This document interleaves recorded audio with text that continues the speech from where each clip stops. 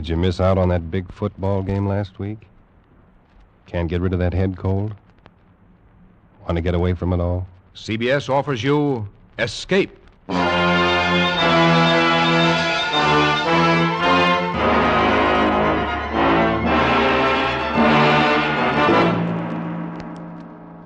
You are groping your way slowly through the dark hold of a ship at sea, moving carefully step by step, searching intently for something you dread to find, because you know that this ship carries a cargo of death.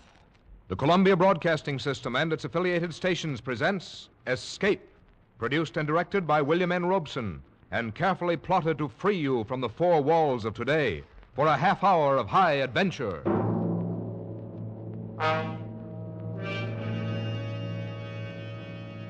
Tonight we escape to a harbor front in Venezuela, and a grim voyage that started there, as told by Martin Storm in his gripping story, A Shipment of Mute Fate.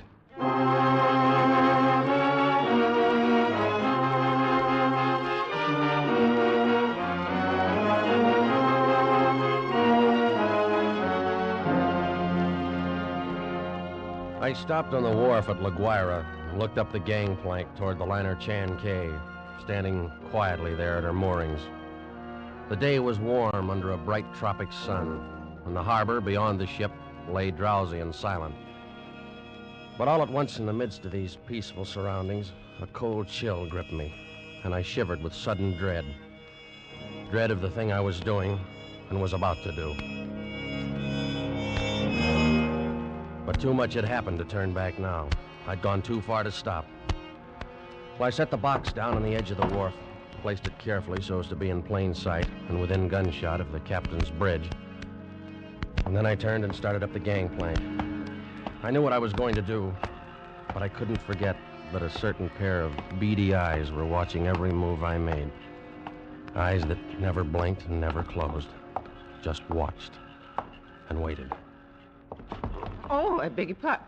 Why, it's Mr. Warner. Hello, Mother Willis. How's the best-looking stewardess on the Seven Seas? Well, I'm fine, Mr. Warner. I guess better run along now and get on with my chore. Now, wait a minute. That's a fine greeting after 2 months. Well, it's just that I'm so busy. I don't believe a word of it. Sailing day's tomorrow. You're simply avoiding me, that's all. Oh, no, really, I'm not. And on the trip down from New York, you said I was your favorite passenger. But I'm only... Here, wait a minute. What's that you're carrying in your apron there? Oh, it's nothing. Just supplies. Supplies? Well, let's have a look, huh? No, please. What do you know? It's a cat.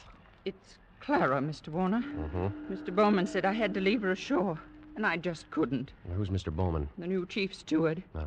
Clara's been aboard with me for 2 years, and I just can't leave her here in a foreign country, especially with her condition so delicate and all. Yeah, I see what you mean. Well, I hope you get away with it. You won't tell anyone? Not a soul. As a matter of fact, if things don't work out right, we may both end up smuggling. I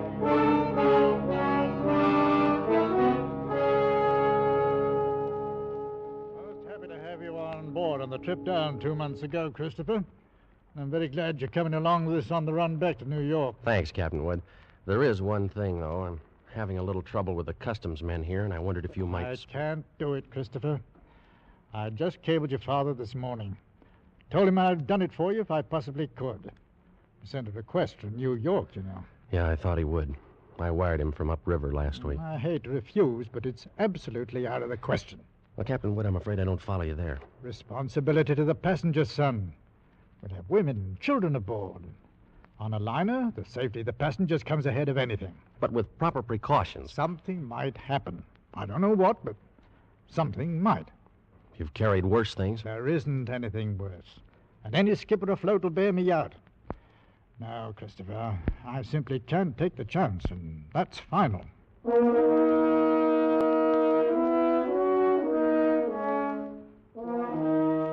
Final? Well, it wasn't final if I could do anything about it. I hadn't come down here to spend 2 months in that stinking backcountry and then be stopped on the edge of the wharf. 2 months of it. Heat, rain, insects, malaria.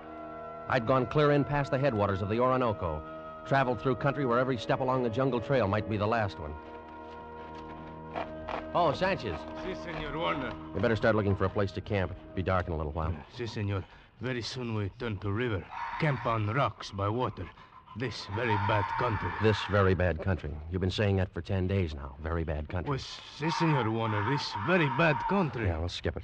For all the luck we've had so far, it might as well be Central Park. Central Park? I don't understand. Well, never mind. If we don't find something... Here, what's the matter? Quiet now. Sanchez, what's wrong? They're in the path. See? Bushmaster. Bushmaster. The deadliest snake in the world. Bushmaster. Its Latin name was Lachesis muta. Mute fate. It lay there in the center of the path, a 10-foot length of silent death, coiled loosely in an undulant loop, ready to strike violently at the least movement. Here was the one snake that would go after any animal that walked, or any man. It lay there and watched us, not moving, not afraid, ready for anything. The splotch of its colors stood out like some horrible, gaudy floor mat lying there on the brown background of the jungle, waiting for someone to step on it.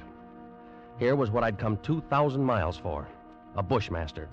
Sanchez! I didn't want that snake killed. He no kill, senor. He gone. Bushmaster very smart, very quick. Must always see a bullet in time to dodge. Well, anyway, he's gone, and the only one we've seen in 5 weeks. Oh, we find other. This very bad country. Well, lay off that gun the next time. Don't shoot, you understand? Why you say no shoot? You want Bushmaster. Sure, but I want it alive. Hombre sacristo. Senor Warner, you tell me you want Bushmaster, but you no say alive. You're getting $200 for it. For dead man, what is $200? Tomorrow we go back to Caracas. I'll make it 500, Sanchez. I catch water snake, rattlesnake, any other kind. But I no catch Bushmaster. Sanchez, I'll give you $1,000. We go back to Caracas. Well, it cost me 1,500 American dollars. But 3 days later, Sanchez brought me the snake in a rubber bag. He was shaking so hard, I thought for a moment the thing had struck him. One thing you make sure, Senor Warner. No turn him loose in Venezuela. Because he know I the one who catch him. And he know where I live. All right, Sanchez, I'll keep an eye on him. También he know you pay me to catch him. All the time he watch and wait. You no forget that, Senor Warner. Because he no forget. Not ever.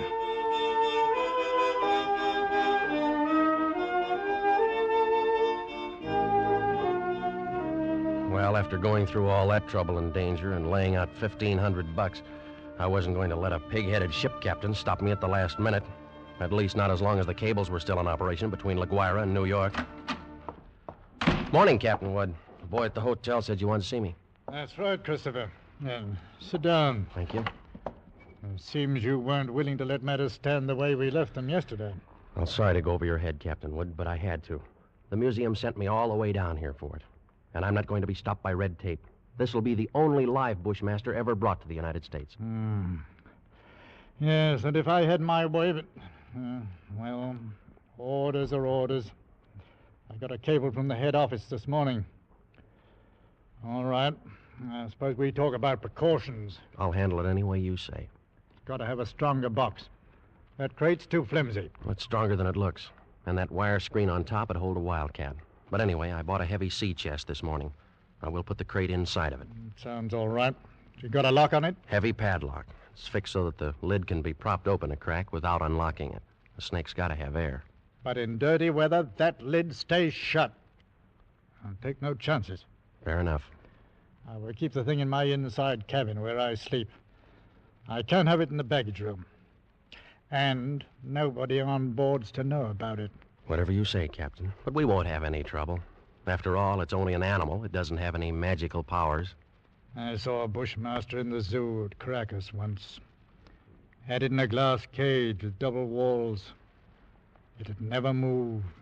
Just lay there. Look at you as long as you were in sight. Gave a man the creeps. I didn't know they had a bushmaster at the Caracas Zoo.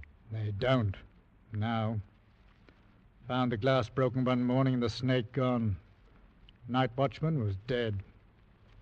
They never found out what happened. Well, the watchman must have broken the glass by accident some way. The way they figured it, the glass was broken from the inside. Well, we sail in 4 hours.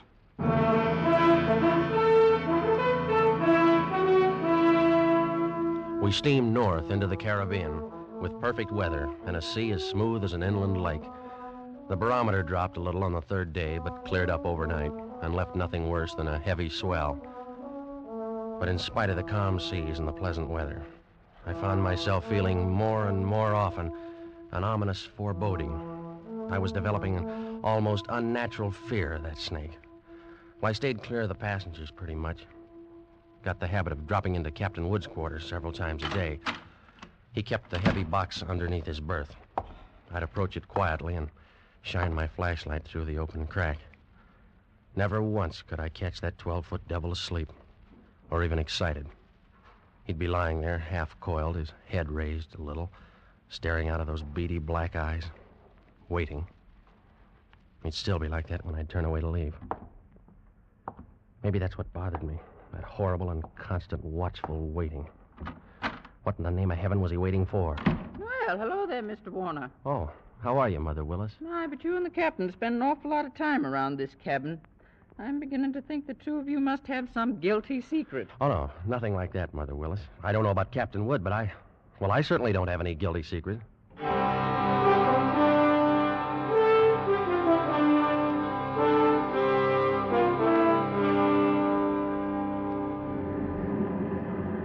Well, she's running quite a swell out there, Mr. Bowman. Yeah, it's a little heavy, all right, Mr. Warner. Guess a storm passed through to the west of us yesterday when the glass dropped. Think it missed us then, huh? Yeah, that's what the mate figures. Sure stirred up some water, though. This'll put half the passengers in their bunks. Makes it great for my department. 2/3 of them will want a steward to hold their heads. They'll keep Mother Willis so busy she'll have... Wait, look at the size of that wave. Huh? The great Jehoshaphat! We're going to take it on the port bow! Hang on!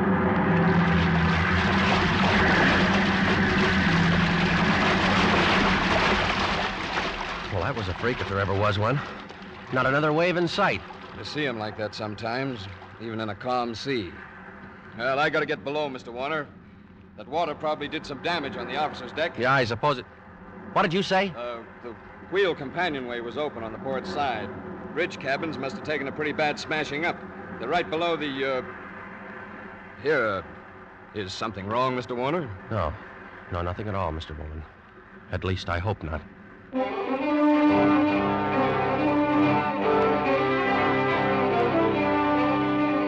I looked first for Captain Wood and couldn't find him. Of course, I knew it was only one chance in 1,000, but the chances against that freak wave were 1 in 1,000, too. Well, I couldn't waste any more time, so I stumbled down the companionway and along the passage to the captain's cabin. Oh, come on in, Mr. Warner. Mother Willis. Why, isn't this cabin a mess? Trying to get some of these things out to dry. Yeah, well, I just wanted to check. Where's that box that was under the captain's bunk? Threw it out on that. But where? We didn't know. It was nearly dark when we met together again in the chart room. I don't get the thing at all. No other way around it. We've risked all the time we can. We've got to warn the passengers. Well, we do it, Captain. Call them all together in the lounge? No, if we did anything like that, we'd be asking for a panic. We'll get one, whether we ask for it or not. Pick a few men and go through the cabin decks. Tell them individually, inside their cabins. Watch for any act that looks as though it might cause trouble. And we'll keep an eye on them. Handle the crew the same way. Right, all right, Captain. okay. We'll take care. As soon as you've finished, arm all the deck officers and start searching again. Our only chance of preventing a riot is to find that damnable snake.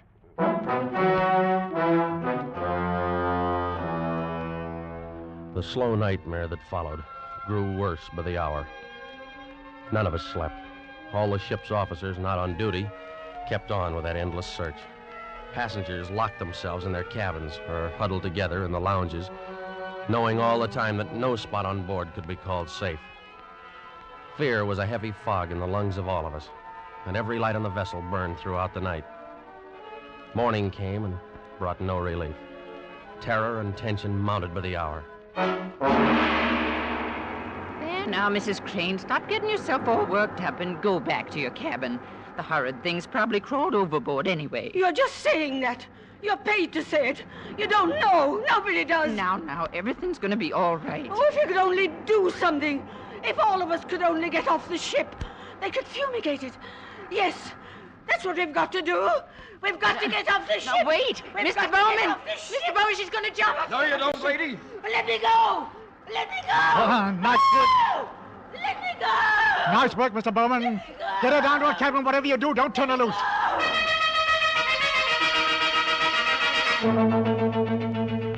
Well, you never know when it might strike you. You can't put on a coat or move a chair without risking your life. Now, something's got to be done. It might be right here in this lounge.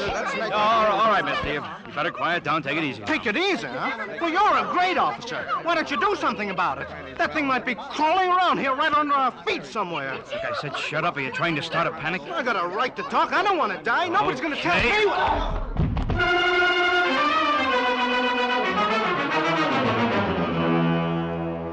The second night passed, and morning came around again. A gray and rainy day, just as grim and tense, dragged past, and the night came down again. Third night of the terror. Again, every light burned, and the whole ship seethed in the throes of incipient panic. Faced by a horror they'd never met on the sea before, crew and officers alike were on the verge of revolt. Passengers sat huddled in a trance-like stupor, ready to scream at the slightest unknown sound.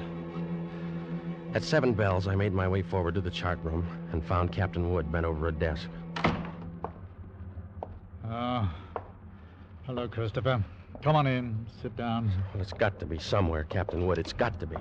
I don't know. You could search this ship for 6 months and never touch all the places aboard. We can only hold out for 2 more days. We'll be in. What's the Home Office say? Oh, here's the latest wireless from them. Keep quiet and keep coming. What else can we do? How is it on the decks? Pretty bad. Anything could happen. Yeah, that's why I took the guns away from the men. 1 pistol shot and we'd have a riot on our hands. Oh, the whole thing's my fault, Captain Wood. That's what I can't forget. Oh, take it easy, lad. There was only some way I could pay for it myself, alone. No, I know how you feel, but it's no more your fault than mine or the man who asked you to bring the snake back alive. Nobody planned this. You'd better try and get a little sleep. Sleep? Mr. Bowman made some coffee down in the steward's galley a while ago. You better go down and get yourself a cup. And then rest up for a couple of hours. Rest? I can't rest. Christopher, it's no good going. What are you going to do? You can't help anything if you stumble through a hatch half asleep and break your neck. Go on and get some coffee. One way or another, we've got to hold out for 2 more days.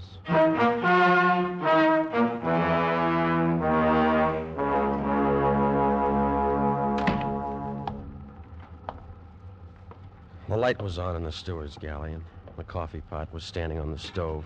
It was still warm, so I didn't bother to heat it. I poured out a cup, carried it over, and set it on the porcelain tabletop in the center of the room. I started to light a cigarette. The door of the pan cupboard beneath the sink was standing slightly ajar, and I happened to glance down toward it. Out from the dark interior of the cupboard shone 2 glittering points of light 2 inches apart. I dropped the cigarette and moved slowly backward. I'd found the Bushmaster.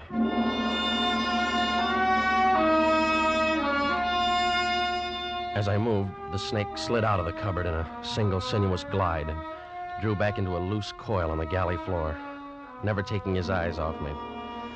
I moved slowly back, waiting any moment for that deadly slithering strike. How had he known it was me? He'd stayed quiet when Bowman was here. How did he know to pick the first time in 3 days when I didn't have a gun? Well, my hands touched the wall behind me and I stopped. Only then I realized in terror what I'd done. The call button and the door were on the far side of the room. I'd backed into a dead end. I stared at the snake in fascination, expecting any moment the ripping slash of those poison fangs. The horrid coils tightened a little, and then were still again. 10 million years of evolution to produce this moment. Homo sapiens versus Lachesis muta. Man against mute fate, and all the odds were on fate. I knew then that I was going to die. I could feel the sweat run down between the painted wall and the palms of my hands pressed against it. My skin crawled and twitched, and the pit of my stomach was as cold as ice. There was no sound but the rush of blood in my ears. The snake shifted again, drawing into a tighter coil, always tighter. Why the devil didn't he get it over with? And then, for just an instant, his head veered away. Something moved over by the stove. I didn't dare turn to look at it. Slowly, it moved out into my line of vision. There was a cat, that scrawny cat Clara that Mother Willis had sneaked aboard in La Guaira. Its back was arched and every hair stood on end. It moved stiff-legged now, walking in a half circle around the snake. The bushmaster shifted slowly and kept watching the cat. He tightened. He was going to strike at any second. He struck and missed. The cat was barely out of reach. Now she was walking back and forth again. She was asking to die.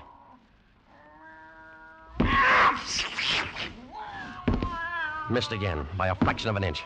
He was striking now without even going to a full coil. Missed. Again and again. Always missing by the barest margin.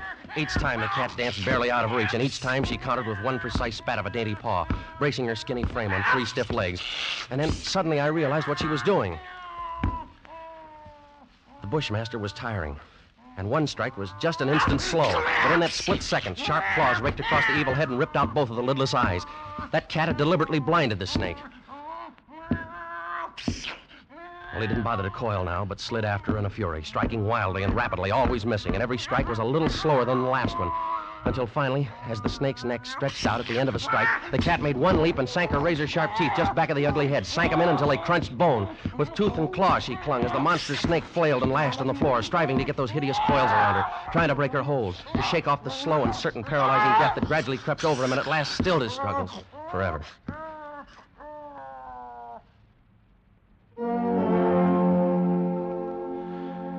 I took a deep breath. The first in minutes. The cat lay on her side on the floor, panting, resting from the fight just over. And she had a right to rest. That mangy, brave, beautiful alley cat had just saved my life. And maybe others as well. But as I turned toward the stove, I suddenly became very humble. And I knew all at once what a small thing a human being really is. I and others aboard were still alive only by the merest accident. There were 3 reasons why that cat had fought and killed the world's deadliest snake. And those 3 reasons came tottering out from under the stove on shaky little legs. 3 kittens with their eyes bright with wonder and their tails stiff as pokers. Up on the decks, hundreds of passengers were waiting for the news that the days and nights of terror were ended. Well, I could wait a little longer. I pulled open the doors of the cabinet, found a can of milk, and then I dropped down on my knees on the floor of the galley.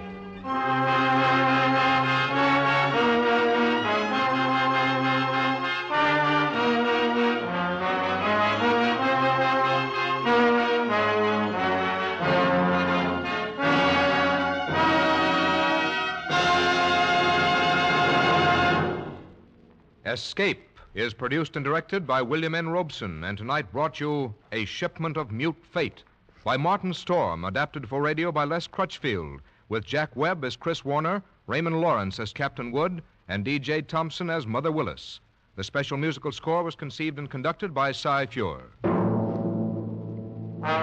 Next week, at this same time, when you're tired from a hard day at the office, or leaning over a hot stove all day, when you want to get away from it all, CBS again offers you Escape.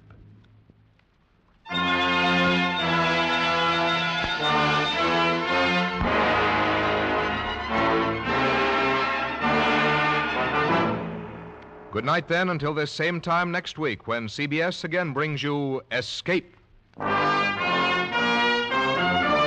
This is CBS, the Columbia Broadcasting System.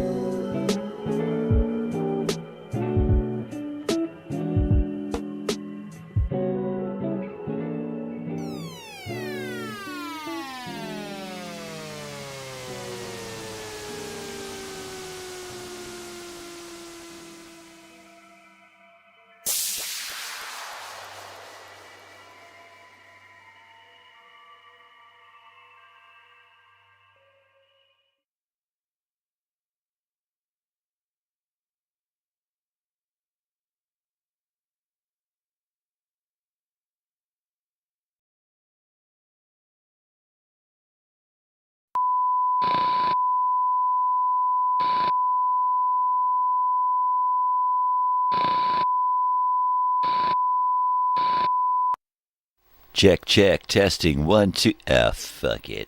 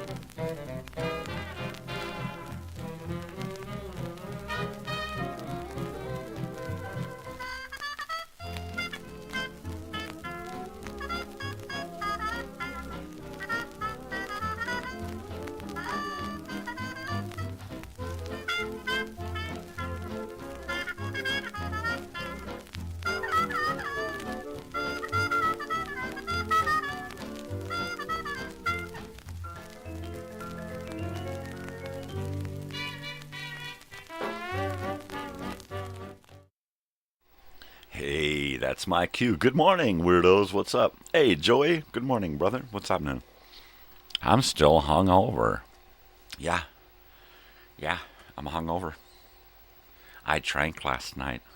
I told my wife last night before we went out, I said, you know what? I'm going to get drunk. She's like, yeah, right. You don't drink. I got drunk. I had 4 beers. That was it. I was hammered.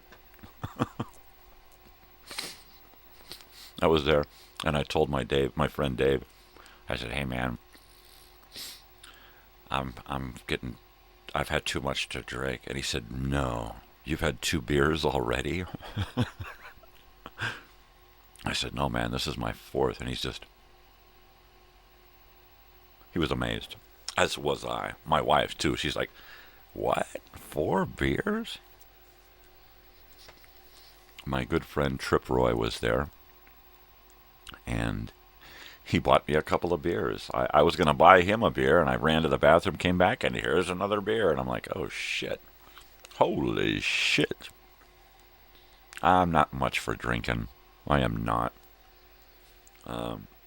I handle booze and stuff for shit. But I told my wife, I said, all right, you're driving.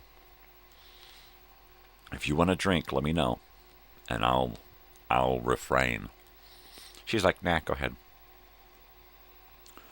So I started drinking. Yeah, I had the Coors Banquet beers. I had 4 of those. That was it. That was my dinner. I got up yesterday from my nap. I had like an hour nap. And I got up, and while dinner was ready, before I left the house, I could not eat. I had just woken up. And I'm like, let me just take a shower and put some clothes on, and we'll get the hell out of here. And that's what we did. And we got there about 10 minutes before he went on. So I'm actually standing at the bar waiting to order a beer when he goes on.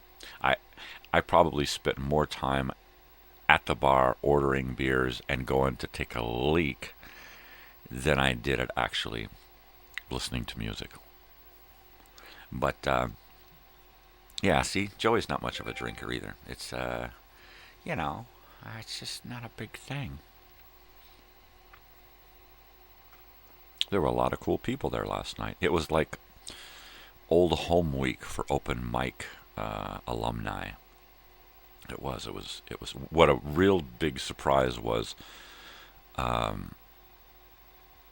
a couple of guys from open mic that I had only seen at open mic performing separately were working together. CW and DW were actually working together on stage, and others say that this has happened before, but I'd never seen it, nor had Dave. And we were like, wow, these guys are the shit. I mean, they're just, wow. That was great. So last night we went out to the Snakebite Roadhouse out here in Yucca Valley.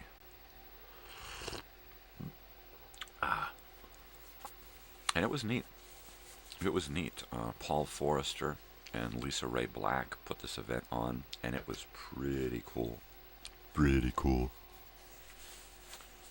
While I don't know Paul Forrester, we are friends on Facebook, and I want to thank him again for such a great evening. That was awesome.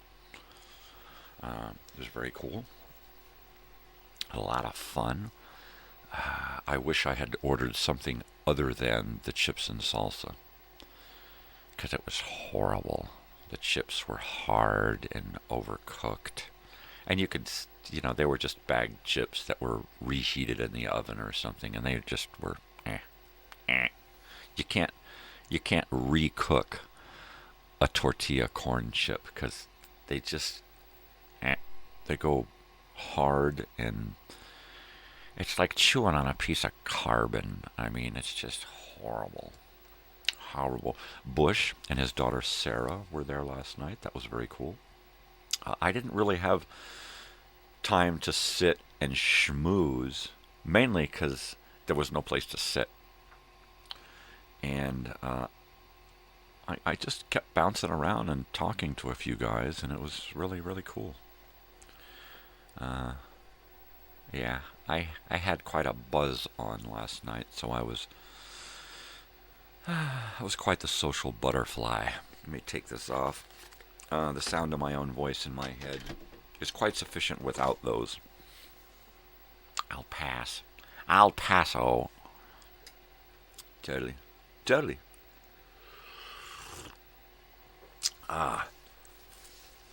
Yeah. And it was interesting because Dave had worked his set.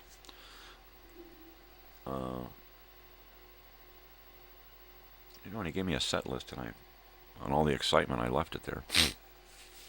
That sucks. That sucks. I just left it there. But, he set it down. I said, here, I made you a set. You can have the set list. And I looked at it, and of course, my first place to go is humor. So I started, fucking with him. And, don't sneeze, don't make eye contact with the audience. He says he's getting special notes in the margin, right? So I'm pretending to read the notes. And, don't fart. Don't stare at my girlfriend while my wife is, weird shit.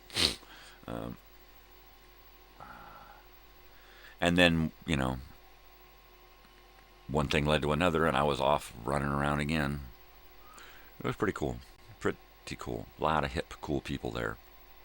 Oh, I gotta eat this because, I went to sleep and my gut was full of beer. Actually, I came home and had dinner. I came home and my wife made me a couple of her enchiladas suizas with the green salsa and stuff. And then I hung out for a little while and then realized I just had to go to bed because it was late. And I knew I was going to have to get up and do this. And the 3 times that I got up last night to take a leak, or this morning rather, I kept thinking, there's no way in hell I'm going to make my last show.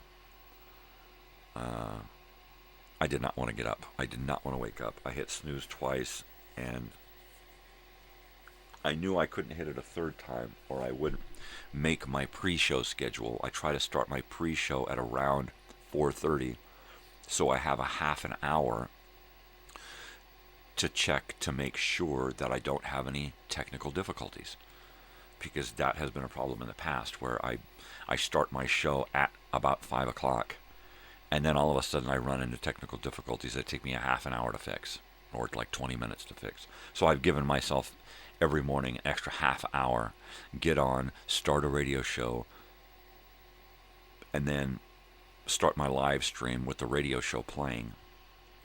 And then I can do my checks. I can give it 20 minutes to see if it's going to go kaboom. Right? It's just going to evaporate.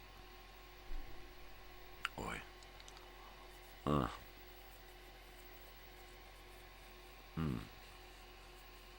Thank you, Amanda, the bartender. She was very cool. And the whole staff.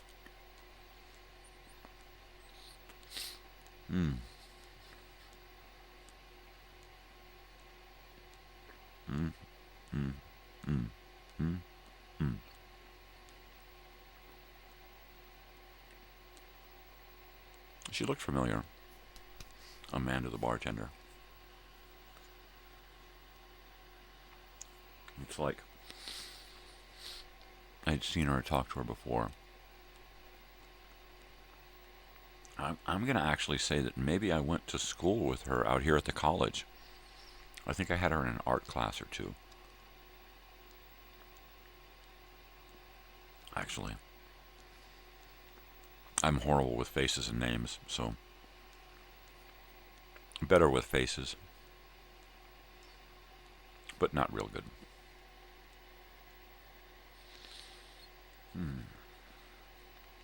So I got a couple of houses to go clean today.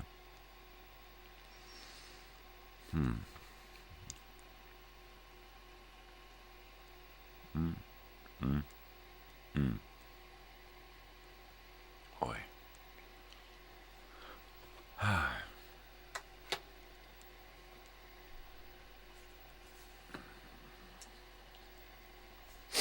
So my last show today, this is it. And I think the general consensus is that I am going to take off this week. And then I'm going to come back the following week. And I'm going to come back live with a different shot, a different picture. And no microphone. And probably playing some Grateful Dead music in the background. And then I'll just have my camera on, kind of pulled way back, so that I can just kind of do my stuff in here. And then I'll just have you kind of along for the ride, right? It's like, this is what I do when I do what I do. And, yeah, like that. Like that. I'm halfway through programming the first week of March, which is very cool, because I'm in the first week of February. So if I can do a couple of weeks of March, and I'm pretty good. And then I'm going to work for a couple of weeks on show stuff. And then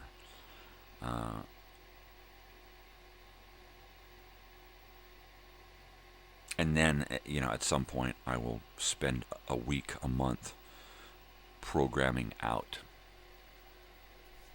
Because I can program 1 week in about 2 days. A day and a half to 2 days, I can do 1 week's worth of programming on my channel. So, you know, yeah, I'm going to do that.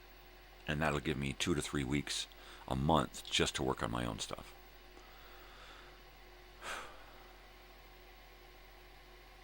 We discussed music video stuff last night, and of course I had to put my foot down and say, look, if you want to do this, I gotta be producer and give you a schedule and a shot list and that kind of stuff, because I can't get out and, you know, run around and follow him and take pictures and videos, so he's gonna have to do that on his own. So I'm like, okay, well, he said, well, I was gonna bring that prop tonight, and I said, well, why didn't you, doofus? And he said, I don't know. And I said, because you're a doofus. It was funny. I walked up to him last night, and he was talking to somebody, and I handed him my card, and I said, hey, man, I really like your music. If you want to do a music video sometime, give me a call. And walked away, just to fuck with him. That's my kind of humor. But yeah, so I'm gonna do that. I'm gonna start putting together shots that I need and how to shoot them, and then tonight, if I can get my act together, I'm going to drive down to Palm Springs for an hour or two and get the music from him that I need, along with whatever video and photographs he's shot. And I don't think he's done any. So I think, which is why he's been shining me on, because he hasn't been doing his homework. And he's afraid of getting in trouble by the teacher. Uh-oh. Oh, there goes that spoon.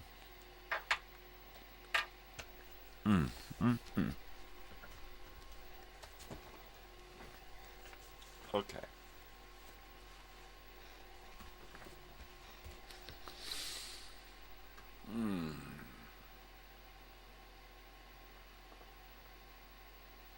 Oh, that's better. Well, kind of.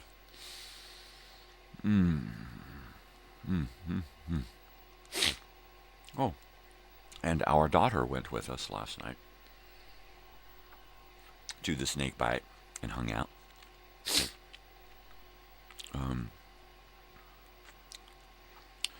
You know, we got to make the kid go out and socialize with us once in a while. It's just the way it is. It was fun. It was very cool. Yeah. So I'm going to go out again tonight. I don't know who's going to go with me or if I'm actually going to make it out. If I don't make it out tonight, I've got to get with him no later than Sunday and get whatever elements I can get from him. Basically, because I'm I'm going on a hiatus, man. I'm having all my teeth yanked out, and I ain't going to be wanting to socialize with anybody for a few weeks at least. And if, you know, I told him, man, if I could have gotten stuff from you in a timely fashion, I could have been working on the next video already. I could have been done with that one and been working on the next one. He's like, oh, man. I said, man, I had 3 weeks that I could have just been busting ass on it. And I told him, I said, look, I got another 3 weeks where I'm going to be doing absolutely nothing. I said, I need to work on that video. And he needs it.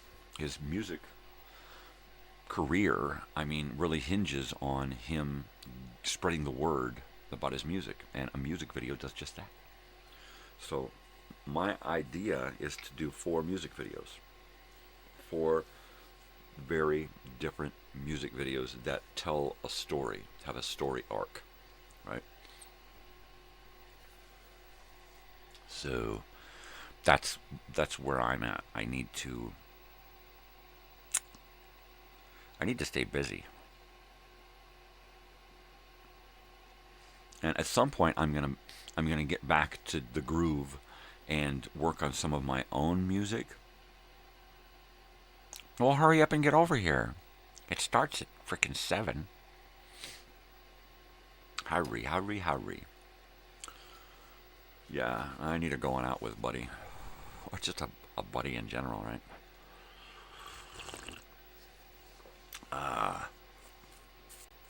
Yeah. You could be the son I never had. Shut up. More like the brother I always wanted. Yeah. I got a brother and a sister. I just didn't want them. Or rather, they didn't want me. There's a big difference.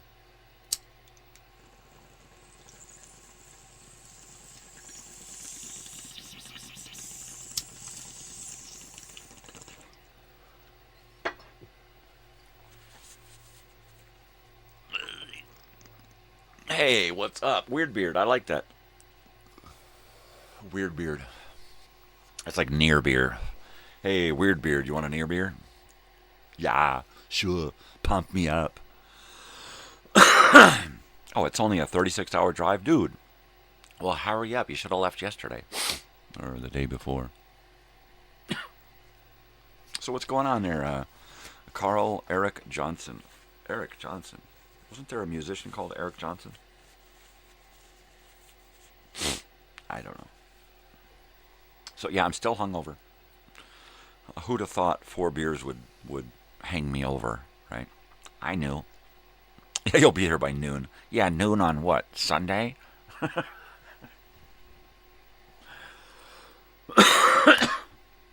Yeah. Noon. Yeah, I'll pick you up at the airport then. Ah, jeez. Yeah, so where are you from, Carl? Have you been here before? I think it sounds familiar. I think you've been here before. Are you the guy from England? Oh, maybe that was somebody else. I don't know, man. I'm just hungover. I should have got the big cup so I could jump in and swim. Go for a soak. Boy.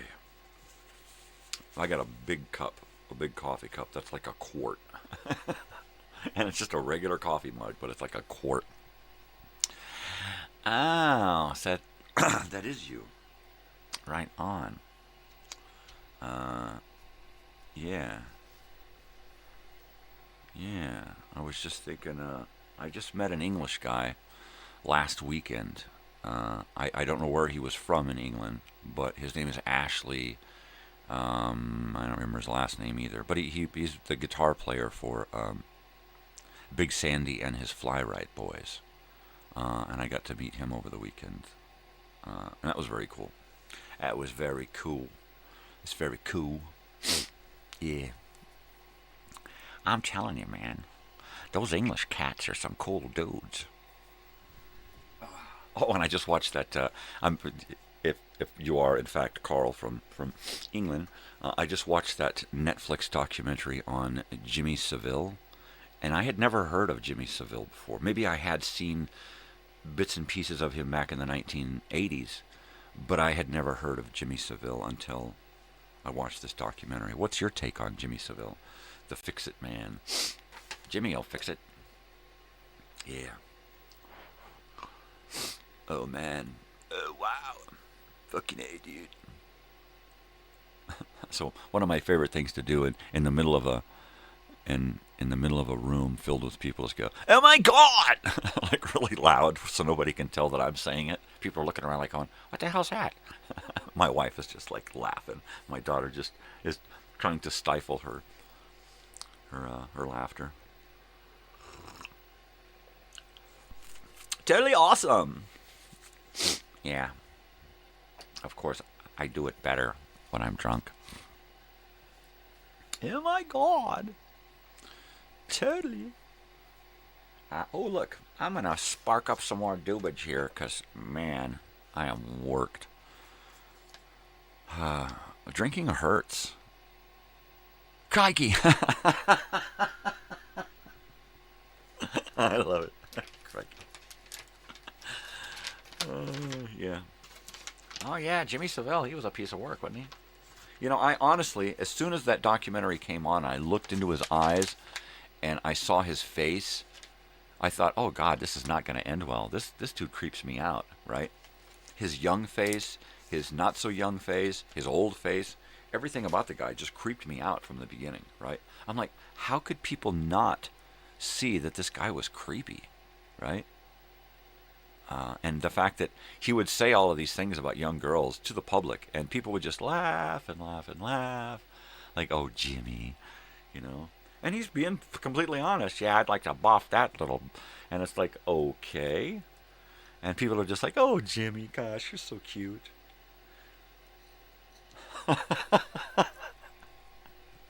Yeah, there's a few people like that in this country right now, where you're, gosh, this is the best person in the world. And at some point,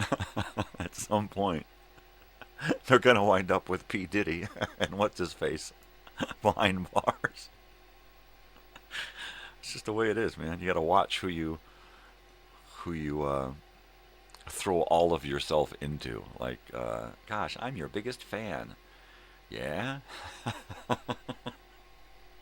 And then afterward, they're rounding up all of his biggest fans to see if maybe they're in on it.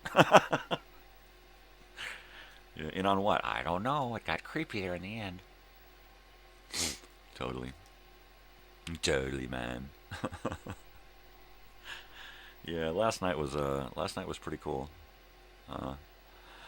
I still get amazed going out that I can go out and do stuff. I've always been a wallflower. I've always been a home child, home fry. Somebody who's just never been into really going out and partying and doing stuff. When I was younger, I did it because I had friends and I wanted to socialize and I wanted to be part of the in crowd and that kind of stuff. And now I go out and socialize because I want to do stuff with my wife and daughter and friends and family and stuff. But it's hard. It's rough. You know, I have fun when I go out. I have a blast. But I just feel like, oh man, it hurts. It hurts. Oh, look at that. An empty bong? That's not right.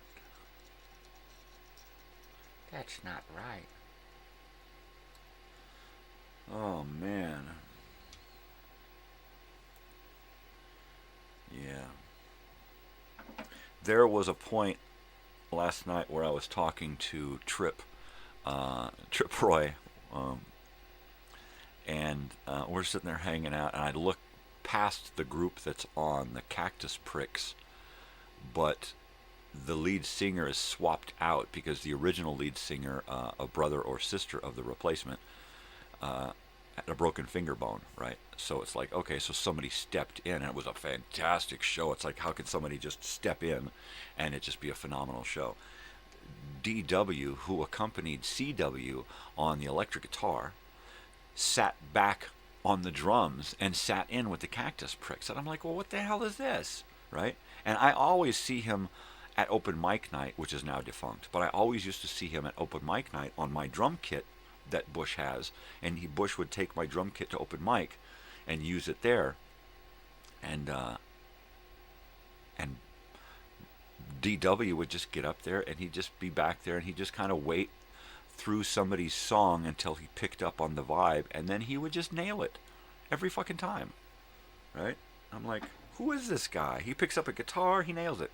He grabs the microphone, he nails it. He picks up any fucking instrument, and he fucking nails it. You know, it's like, I feel like I want to put a super group together of a bunch of these guys, these local guys, who just kill it every time, you know? It's like, how do I do that? How do I become the guy on, what is that? The Commitments. The movie The Commitments. If you haven't seen The Commitments, watch it. The movie Commitments, where that what is he, Irish or Scottish, and he puts together that band, The Commitments, right? And he's never done this before. He doesn't play a musical instrument. He's never done anything like this before. And he just puts out an ad to get musicians and singers together and puts together a band of soul music, right? One of my favorite lines is, I'm blick and I'm proud. I'm blick and I'm proud. I'm like, what the hell did he say? He's blick and he's what? What? I love that movie. That's one of my great favorite rock and roll movies. You know, it's just a great story. It's just a crikey. Yes, my last show here. I could have done a last show before the end of the year. I could have ended it on the end of the year. I decided to go a couple extra days because I got to take time off. And I figured, what the hell? I'll just go as long as I can. And now I've officially made it to episode 180. So, that's a lot of fucking episodes. I mean, this puts me to about 250-ish, right? Ish. Probably less than 250, but more than 240. If you can guess the number, you win a prize. What's the prize? Another chance to guess at something else. Gosh! No, really.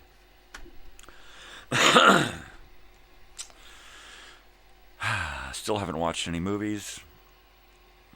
Been too busy. At some point, actually I did. I put a movie on yesterday behind me on the old VCR there, and watched. Awesome. I could use a host for well, it's my morning show. You could be a co-host. I'd love to get you to host something. Maybe I'll get you to host a show. You never know. That could work out pretty cool. I don't know what we could do. And if you're serious, I think I might actually tap you and your voice, and perhaps you, for some help with those reunion videos. Because like I mentioned, you look like one of us back then. So it would be kind of time machine to, get you to say, hey, come on back. Check it out. You remember me? I'm that guy that you didn't know. I don't know. That would be great. No, I've totally been looking for someone to collaborate with, and yeah, if you were available for some kind of collaboratory show, that would be neat. I don't know what. I mean, we would have to do something. You're not a good speaker. Well, I'm not a good microphone, so there you go. It would have to be something that we could do via video chat, which I've done that with my brother before. I've had him on Facebook Messenger on my graphics computer, and then piped me and him into my audio-video mixer, and then mixed us and put us out live. The sound didn't come out great because I wasn't paying attention. I was just too excited. But actually worked. So, yeah, I don't know.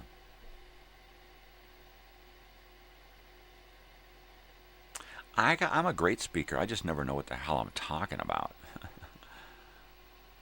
Yeah, you should have co-hosted when you were... Well, I didn't want to... I was going to set up mics and cameras and stuff and actually record us sitting down hanging out together, right? And I thought, no, don't push it. The guy thinks you're weird enough. You don't want to scare him away. At least your wife and daughter kind of normalize you a little bit. So don't don't stuff a camera in his face when he shows up, which is what I wanted to do. I wanted to take a camera last night and shove it around in people's faces. So yeah, you should have co-hosted when you're over here. That would have been fucking fun. But we'll have to figure out a way to do some kind of co-hosting. The easiest way to do it would be for you to join me in Minecrafting, right? I could literally pull you up on Facebook Messenger, and, pardon me, I could put you on the game, bring you into the game, so I could have you in two places where we could actually talk and play the game together. So that's something. So we'll have to look into that. I'll have to have my daughter help me out with the logistics. Today's actually a big day. I'm going to be reordering my temporary dentures, and they're permanent dentures. I call them temporary because it's what I want to wear in my mouth while I'm waiting for the dentures to come from the dentist.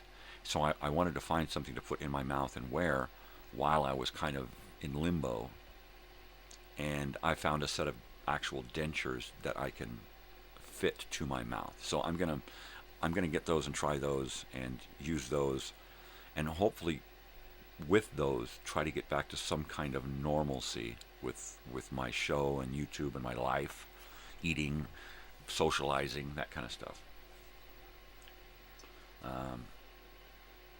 But that's going to happen Monday. I'm going to go in Monday, unless I go in and he says, "Well, we better do something else first."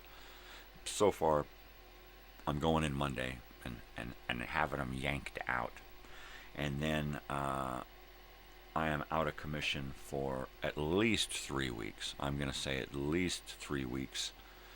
I may be back in a week live with a long camera and some Grateful Dead music playing while I putter around and drink coffee and work on projects.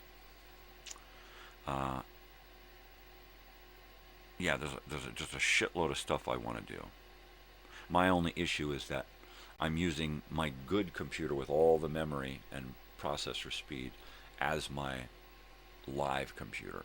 My graphics computer is old, it's slow, it has no memory left, the programs quit out on me a lot, so it's kind of a bummer. What I really need to do is upgrade my graphics computer now. I just got the live computer earlier this year, and it really saved my ass with the show. But this computer over here has just been doing so much work for so long that I need to replace it. Essentially, I need to replace it with a stronger, faster, healthier computer with more memory. I am going in. Cover me.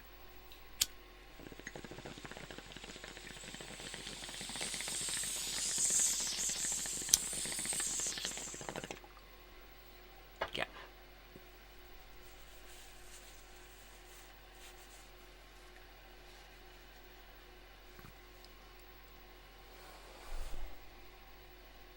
Yeah.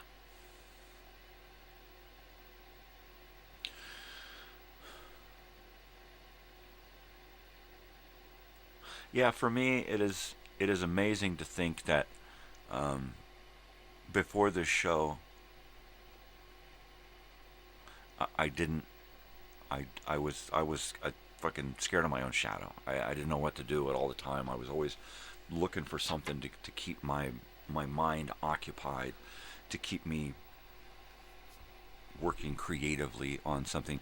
Who'd have thought that I mean, a year ago at this time, I didn't know Joey. Joey and I didn't know each other existed. And, you know, one day he turns on my channel. It keeps, my live feed keeps getting thrown at him, right, in his, on his YouTube page. So finally he checks it out, and it's like the end of the show. So he actually comes back and checks it out again and again. And we start up a conversation in the comments, and Joey just happens to be going on vacation here to California, and manages to stop by right here in the studio and hang out at my home for like an hour. And we forge a relationship that was based on weirdness, you know. And then my daughter and I invited him to a concert, and he was able to come back and hang out. And it was like, that never would have happened if I hadn't done this channel, right? Never.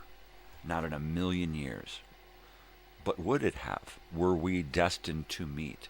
Maybe you would have come to California and I'd have picked you up because you had a flat tire, right? Who knows?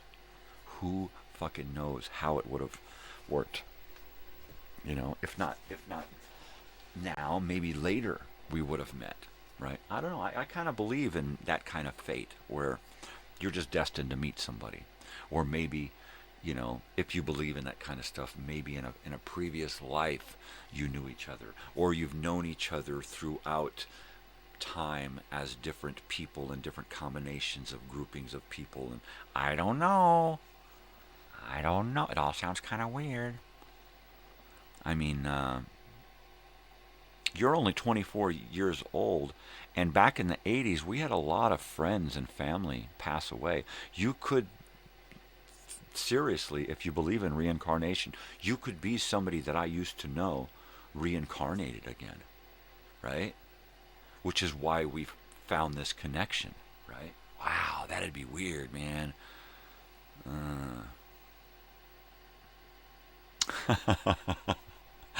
Yeah, well, yeah, the comment, I still think it's crazy that your daughter was okay with me going to the festival with her. She actually thought you were older. She thought you were more my age.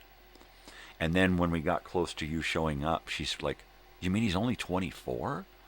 And then she thought it was very cool because not only did you have,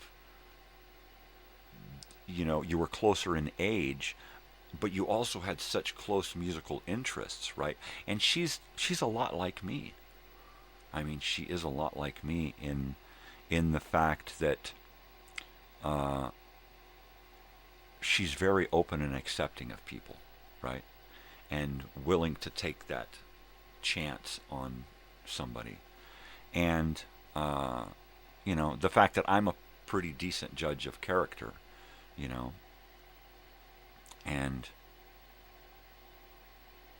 yeah, I mean, it was just, I was kind of amazed too, because when I tabled the idea with her of you going instead of me, I was expecting her to be like, oh man, no, I don't want to, no, you know, it's going to be weird, man. I expected it to be a kind of a bummer. And she was like, okay. And I was like, wow, you're okay? And she said, yeah, he'd probably have fun. And I'm like, wow. Yeah, she's very, very cool. She's so easy to get along with, you know. It's amazing. Yeah.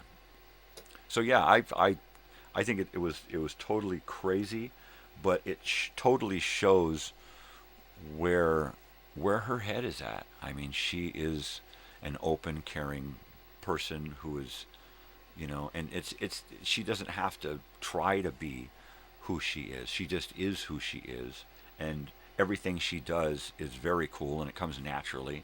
You know, I don't know. Maybe I'm just boasting, but I love her to death. She's just awesome. You know, she's got it going on.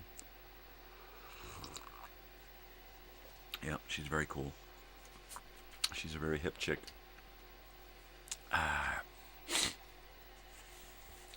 Totally. Oh, yeah, baby. Well, if you lived closer, you know, it would probably happen more often, where we would be like, hey, Joey, there's a show coming up. Are you up for it? Right? seriously.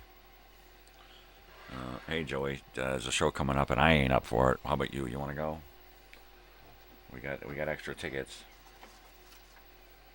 I mean, I could just see you in my place driving her and all her girlfriends to a show at the LA Forum, right? I could totally see that. You know.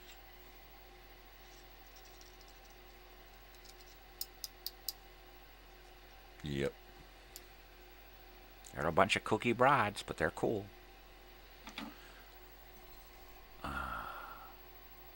Yeah, her friends are my friends on Facebook. I mean, they're very cool chicks.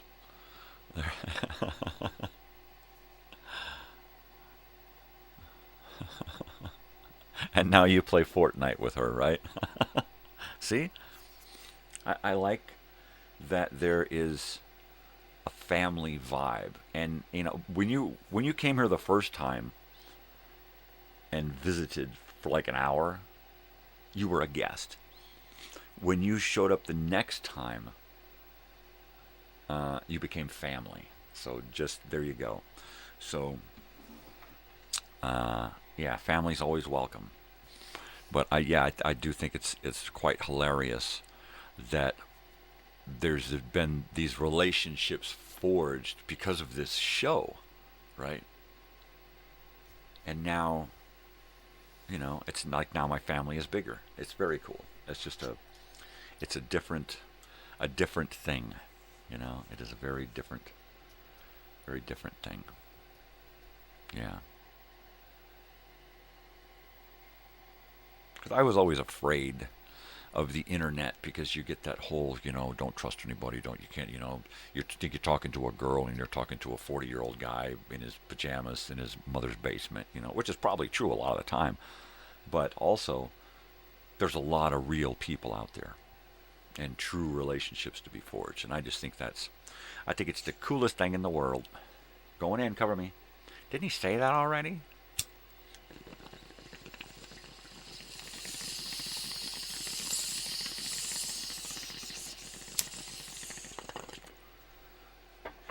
Yeah.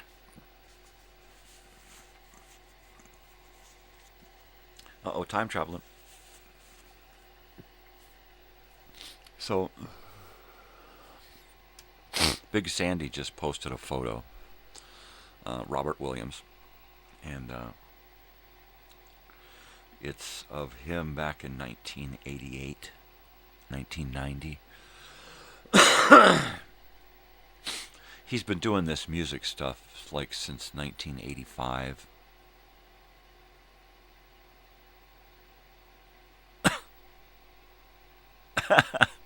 All right. So I got to go all the way to the airport so that I can bring you all the way here so that you can take them all the way to the concert. And then I got to take you all the way. That's 3 times. No. You better just relocate. It's going to be easier, you know. I mean, there's all of this shit that I got to give you anyway when I decide to start giving shit away. Yeah. In fact, I was just over at my friend's garage where I have like a couple thousand records and a half dozen speaker pairs and a bunch of other shit. And I'm like, this ain't even the half of it, right? It ain't even the half of it. I need to get rid of shit. I gotta check on a dog. Right back. Don't go nowhere.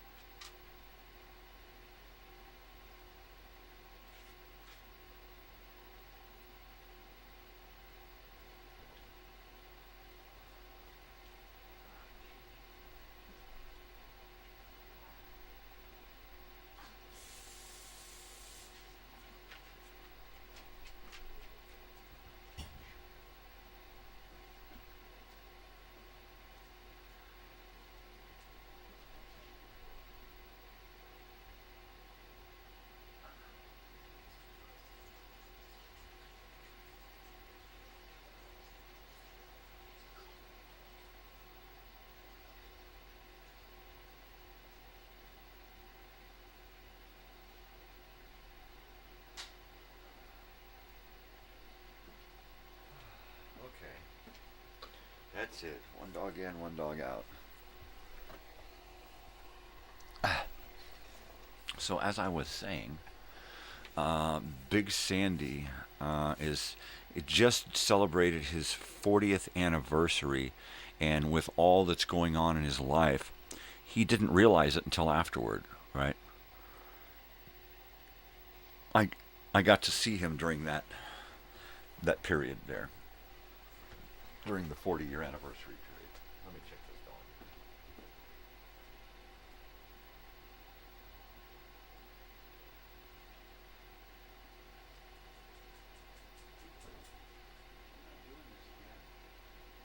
Drink the water and then come in here and lay down. Toma agua y ven. Toma agua. Dufo. Oh, Sam. He's such a monkey. He's such a monkey face. Yeah, or you could just move. You can rent a car. Rentals are cheap. It's just for a weekend. Right? Totally. Totally. What weekend were we talking about? Every weekend? Yeah, you better just move over here. Yep. Oi. Come on, Sam. Get up. Come on. There you go, bud. All right. He's on his chair. He's covered up. He's done. That's it.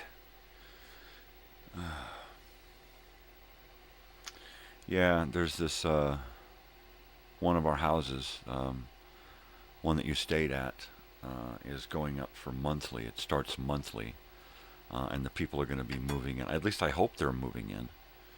I hope everything is the same. But yeah, I think like a house out here goes for like $2,500 a month, just for the house.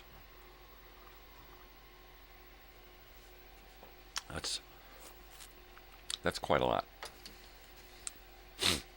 The way the market is right now, you'd probably be better off buying a house, because the market is just flooded with houses. Every street, there's at least one house for sale out here. And a lot of them are those little cabin houses and 1970s and 80s track home houses that have been out here forever and that have been like refurbished and turned into Airbnbs, and then people are like, oh, this is too much work, and then they just want out and they just want to sell the house. There's a lot of those. There's also a lot of houses that need fixing up, which means they're going at a really good price. But yeah, I know you gotta weigh your options. Buy or rent. We do both. We own and we rent. We own our mobile home, but we rent the space where we're at. I'd like to get out from underneath this at some point and get into a real house. Something where you can do real repairs that last. You can't really do that in a mobile home. Nothing, it's not built to last. So eventually it's just going to fail. And you start thinking, why put that much work into something that's just a piece of crap anyway, right? But, yeah, I don't know. It goes right back to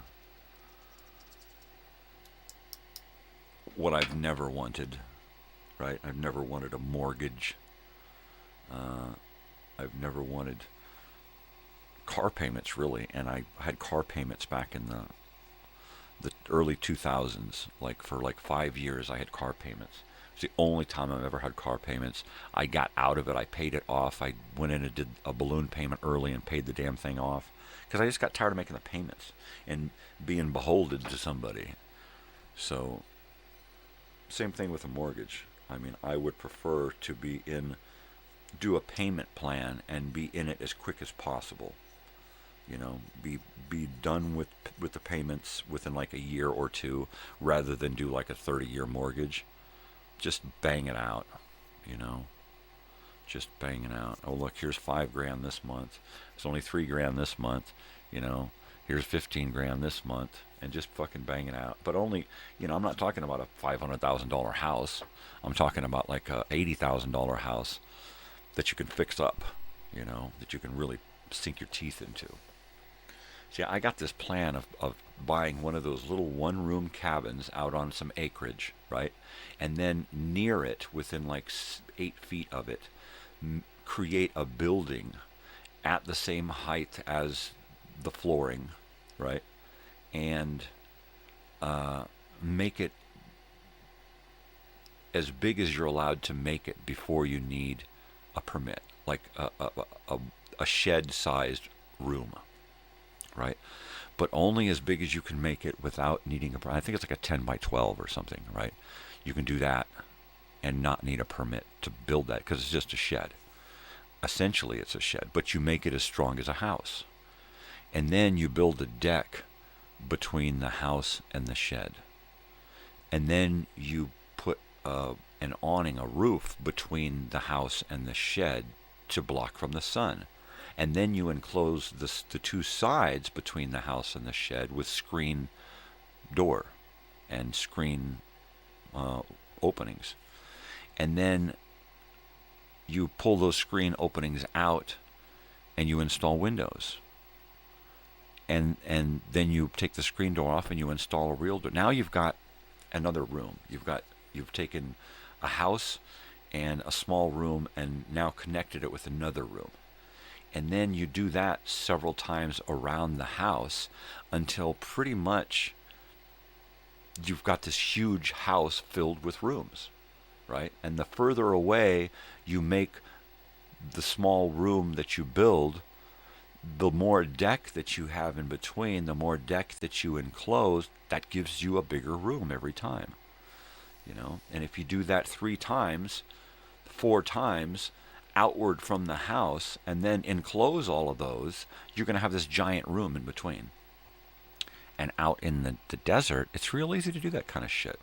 Because they're paying attention to big projects, not little itty-bitty, oh, look, he's building a deck, oh, look, he built a shed,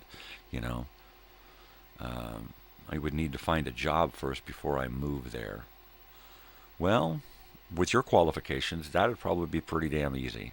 You could probably pick up something really quick in the Palm Springs, Coachella area, because there's a lot going on. And it just depends on what you want to do, right? What do you want to do? You want to stay where you're at? Do you want to segue into something else? Do you want to completely shift into something else? What do you want to do, right? What are your goals and aspirations? What are your likes and dislikes? What do you feel like doing with the rest of your life, son? I don't know. I'll tell you what, though. Cover me, because I'm going in.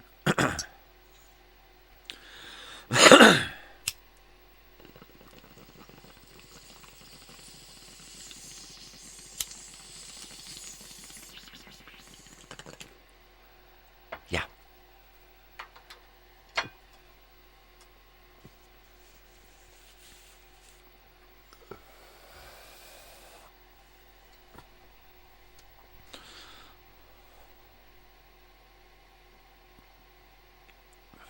You know what? Locally, well, down in the valley here, in Palm Springs area, they just recently, in the last year or two, I think the last 2 years, I think it's a couple of years old now, but they just built that Acrisure Arena where they have the Firebirds hockey team play. And that's where we saw ELO and Harry Styles and just a host of other great shows. Los Tigres del Norte. My wife's seen concerts there. My daughter. It's just a great place, right? That's one of those new places and something different to do, right? And there's also those places where nowadays you can just apply online, do online interviews, that kind of stuff,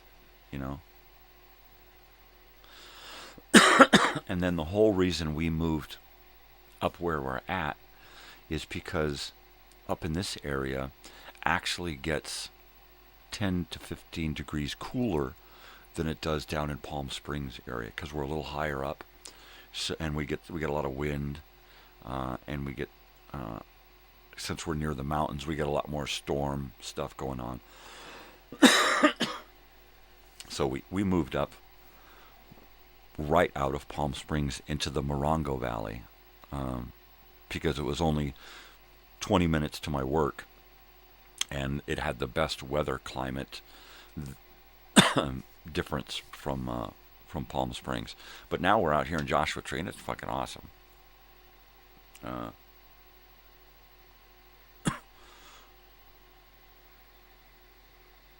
Oh, you were just talking to Natalie about what you want to do after you leave your job? Yeah, dude, you're young. You need to find a... everybody's... When I was young, it was get out of high school, get married, get a job, keep that job for 20 years and retire and sit around with your grandchildren, right? And that's the way. By then, you're so used up and burned out, you don't want to fucking do anything, right? It doesn't have to be that way. That's like, literally, it's like a slave mentality, man. And they get you because they convince you that this is the way to go. And it's not.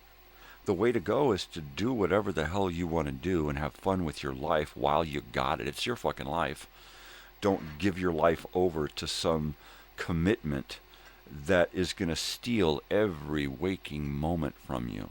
And then all you get left are your sleeping time and a couple of days a week to maybe, if you have the energy, go hang out and do something, right?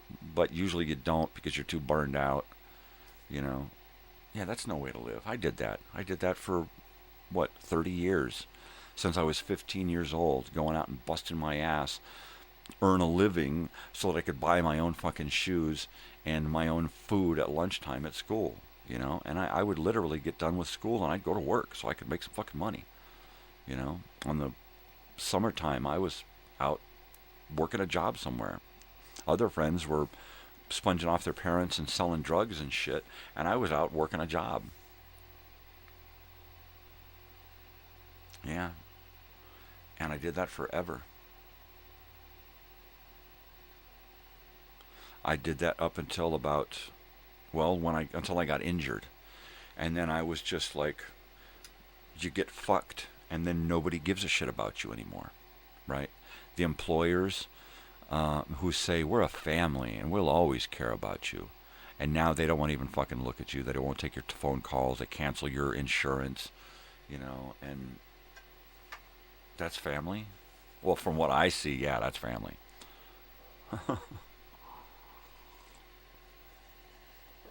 Oh, man. That's good stuff.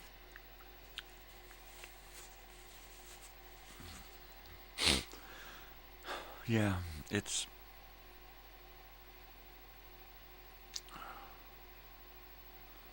got to be something better than just working your ass off all the time. Maybe find a way to do it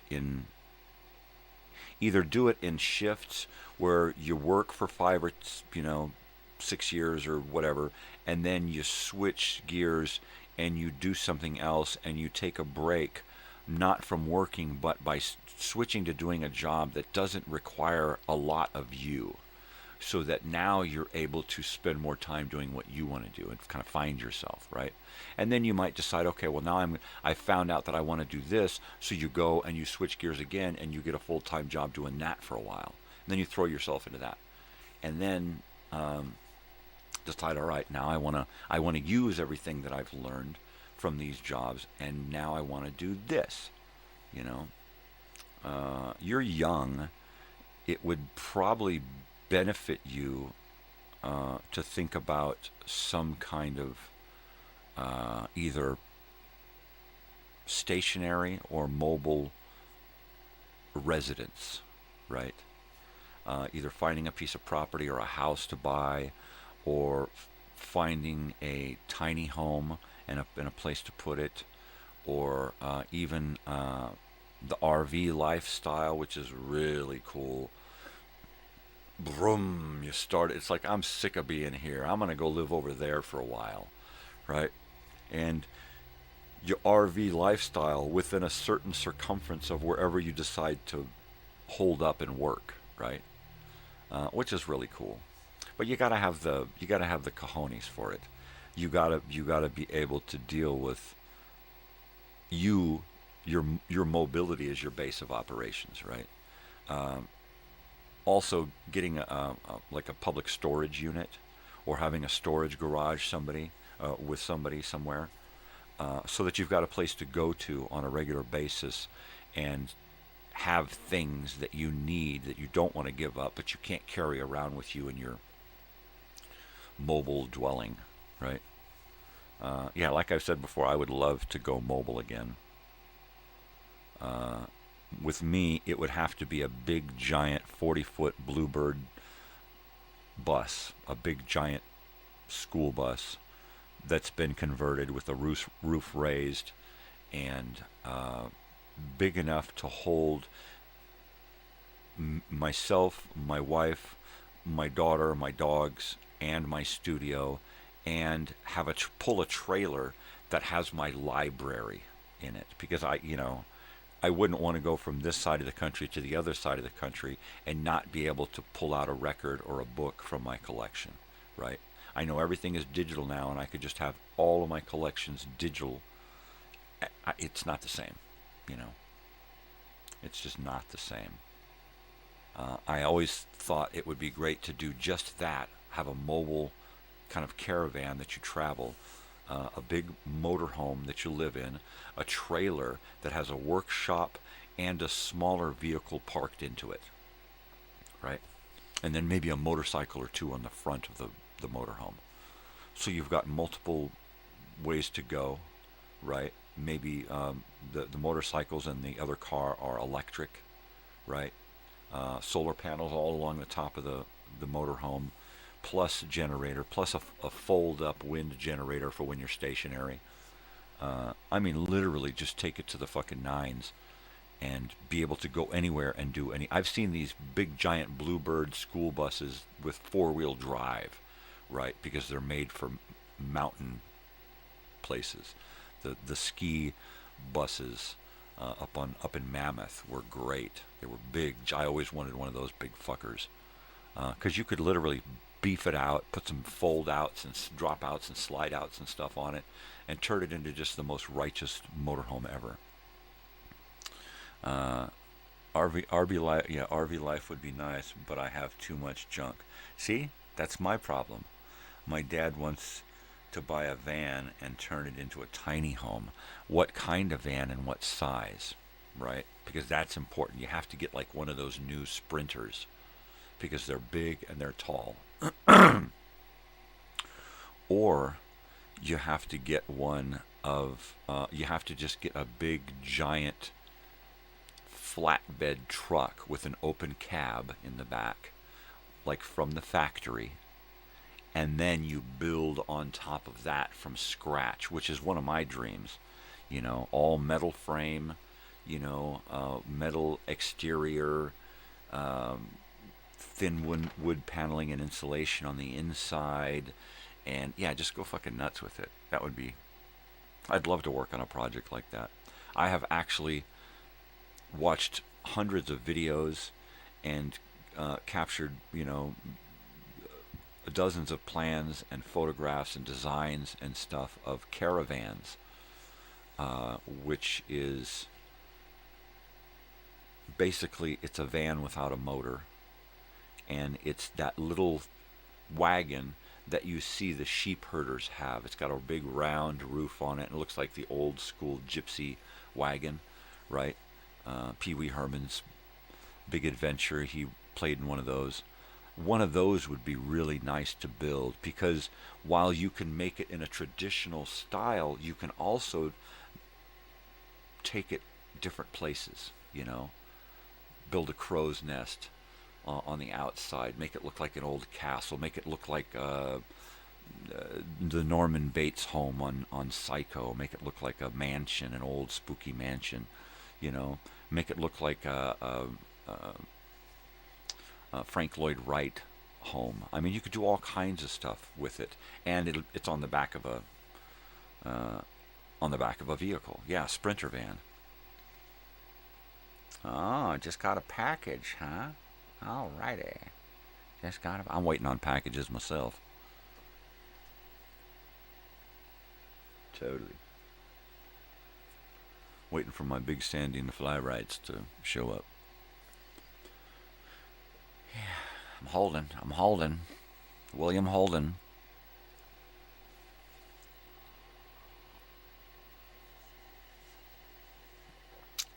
Yeah. Oh my God. I can't believe it.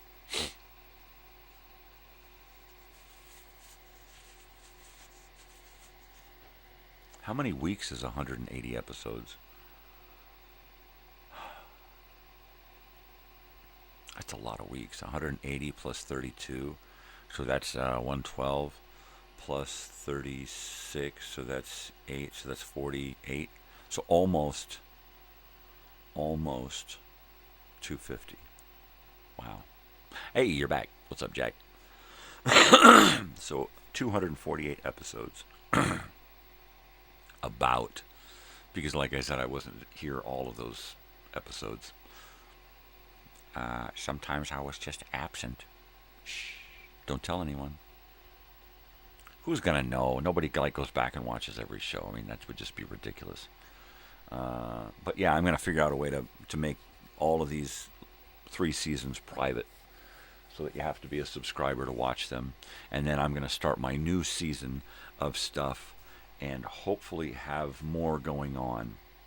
I'd like to have days where I could have Joey on. Minecrafting would be a perfect day. If we could, Minecrafting Monday is kind of my shtick, right?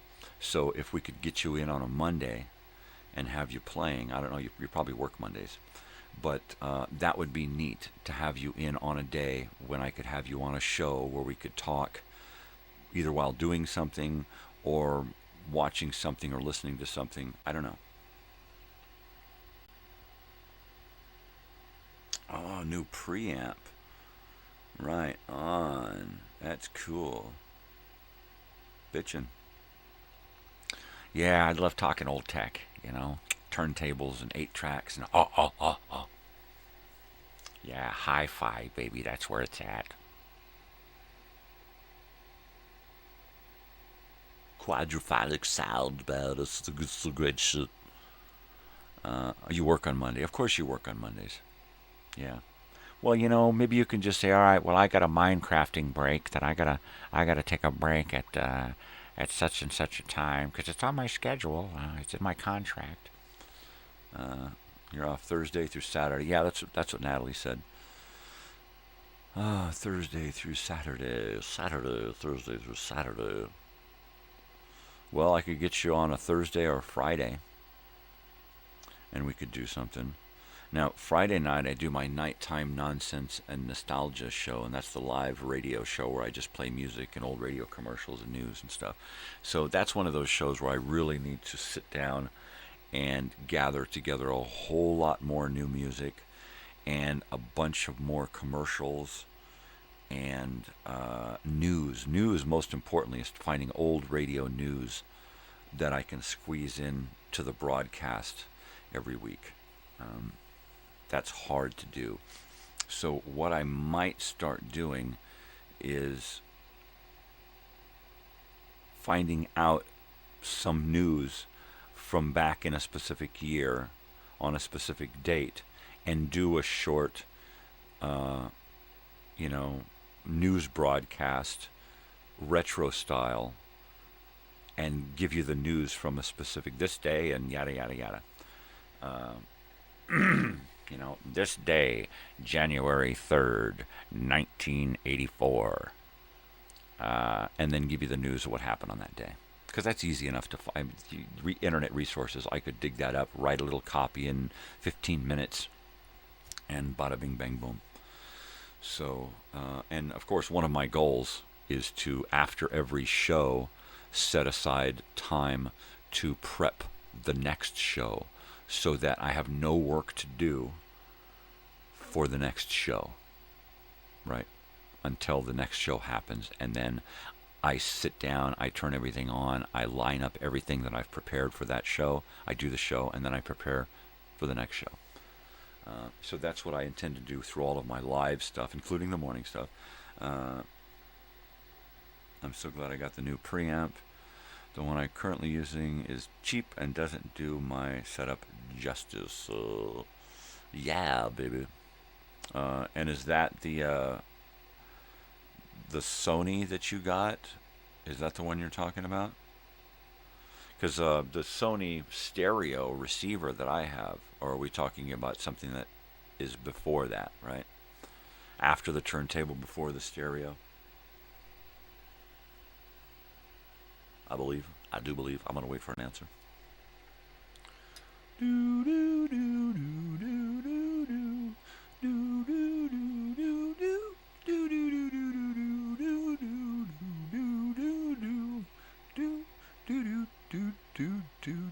Everybody.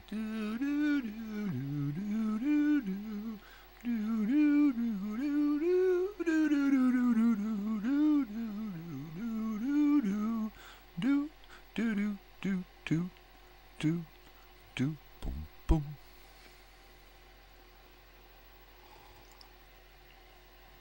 Yeah. That's fucking hilarious, dude. Not really. Yeah. Yeah.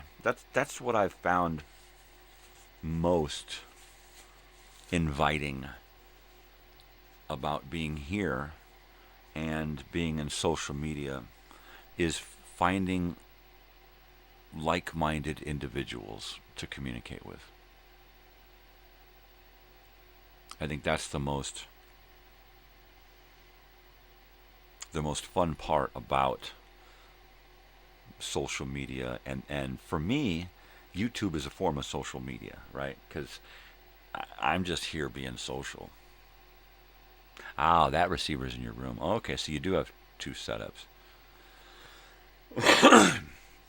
Yeah, like I was saying, that the stereo that I've got is a similar Sony, right? And it's a kick-ass stereo, and I'm pumped through 1970s speakers that have never been altered, right? Yeah, baby. Although I do need to put new caps on them. I should order a set to recap all of my speakers, and that means put out the little capacitors in the back. They got those little wires and stuff and little things going on back there, and I need to replace those little things back there. I don't know what they're called, diodes, capacitors, laser beams or whatever. Yeah.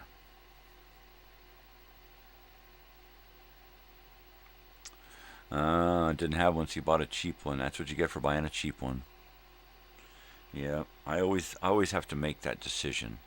You know, am I going to get the cheap one, or am I going to spend the extra money and get the good one because I know the cheap one's just going to piss me off at some point. So I will usually wind up not getting the most expensive thing, but not buying the cheapest, right? Trying to buy something high-end, middle of the road. That's usually what I do in purchasing just about anything. High-end, middle of the road. Because it's a safer bet that you're going to be happy. And then, of course, my daughter is like, well, let's look at the reviews. Nope. So, yeah, that's always good. That's right, you have the same one that I have here in your bedroom. That's pretty cool. That's so weird that we have such similar tastes, you know? Yeah.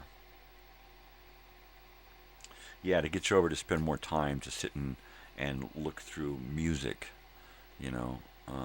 You could spend days just going through one stack of records and listening to so much different stuff. Because it's just crazy, baby. Oh, it's got a headphone. See, there you go. I love a good old-fashioned quarter-inch headphone jack and a big fucking set of headphones, man. You can totally lose yourself. You know, when I'm wearing these, doing my show or listening to music or editing or doing anything, watching a movie, I'm in that fucking world, you know. And yeah, there's nothing like a good set of headphones. I would love to sit and go through 1,000 movies and pull out my favorite headphone scenes, right? Because back in the 70s and the 80s, everybody would wear headphones at some point. They'd be sitting listening to music in headphones, cruising around on the street on their roller skates, you know, with the stereo blast and a big antenna sticking up, or sitting in their room on their bed listening to fucking whatever on the turntable. It'd be great to put together a montage video with one song in the background and all of these different movie bits, you know, of people in headphones. That'd be good. That's a lot of work there. I mean, that's literally, you have to be master of the computer and master of the digital realm and be able to just go in and sample this and this and this and this and then just stack it all together. And while I'm getting better, that is way beyond me to do something, because you would need, in order to do, you know, 3.5 minutes worth of video bits that are only like 6 seconds each max, right? That's a lot of fucking, you know, is that what, 10 snippets per minute? That's 6 seconds each. Is that right? Am I reading that right? Math. And so you're looking at, you know, 25 movie snippets that you got to make, you know. And where do you find them? Yeah, then you got to go through all of those movies, or have recollection, or search, you know, movies, people wearing headphones. I don't know.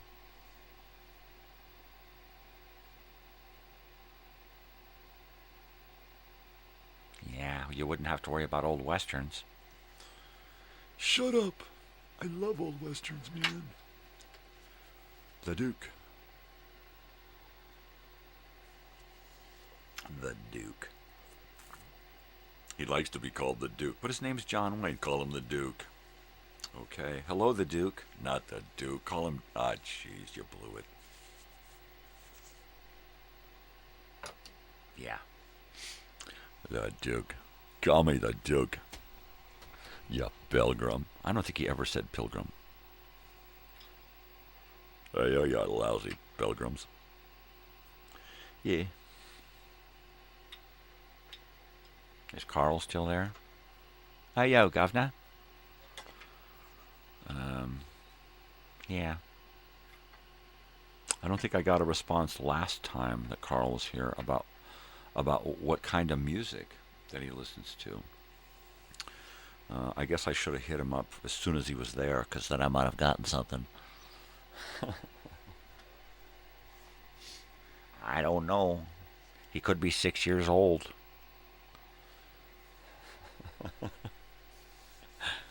Like I said before, you never know who you're talking to on the internet, right? You just never know. I mean, if you're talking to me, gosh, you know exactly who the hell I am, right? You're like, oh, not him, please. Not that guy. Watching his videos is one thing, but, oh, jeez, I don't want to talk to him. The kook.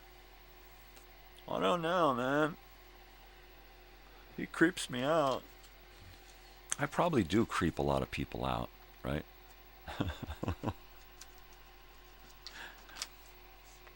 I should ask my daughter, Donnie, do I creep people out? She'd be like, yeah. She's pretty honest. What is it? Well, I mean, look at you. That would be her response. Well, come on. You know, what do you expect? That's what I've gotten my whole life, so I don't care. I'm used to it. I'm used to the whole, that guy's weird looking. You know, even when I was a kid, just think Rob Zombie's Halloween and young Michael Myers. That's me. That was me. That's how I looked. That's how I acted. You know, if it had ever come to that, that's probably how I would have reacted to bullies because I was pretty close at one point when I was really young, in like the 4th and 5th and 6th grade, and even in the 7th and 8th, but mainly when I was really young, had I been bullied to a certain brink of departure, I would have snapped and probably would have separated myself from reality and society. And I probably would have eaten the face of some little boy next to me because he just kept fucking with me, right? And it was really hard not to, because I was so frustrated when I was young, you know. You're treated different everywhere you go, including home. You're treated different than everyone else. And that was heavy. That was heavy to grow up and get along and come to terms with and deal with. And to go to school, to go to a place that I did not want to be, because I did not like people. I did not want to associate with people. And then for them to just treat me like garbage, like I was not just a second-class citizen, right, but an animal. I was treated like an animal.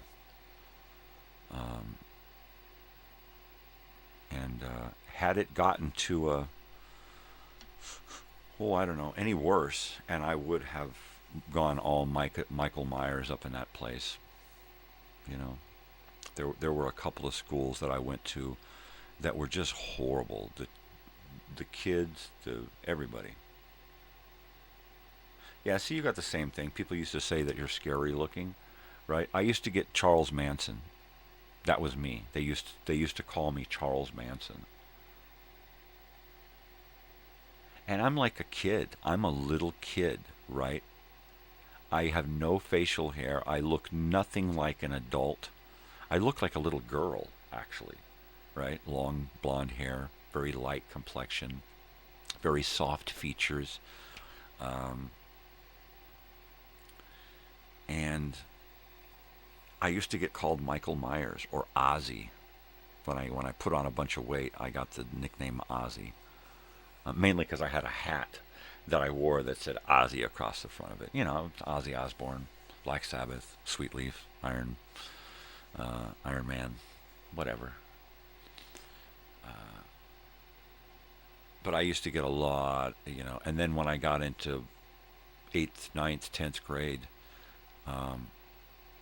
there was so much talk about me because nobody wanted to get to know me because I was so creepy looking, right?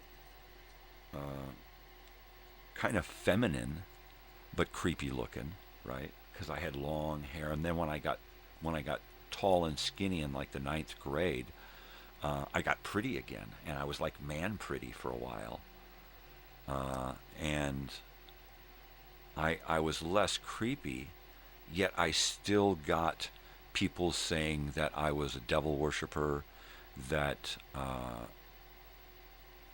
was pretty much the worst. Either I was a devil worshiper, or I was gay, or what was some of the other shit that they used to say about me? Yeah, I don't know.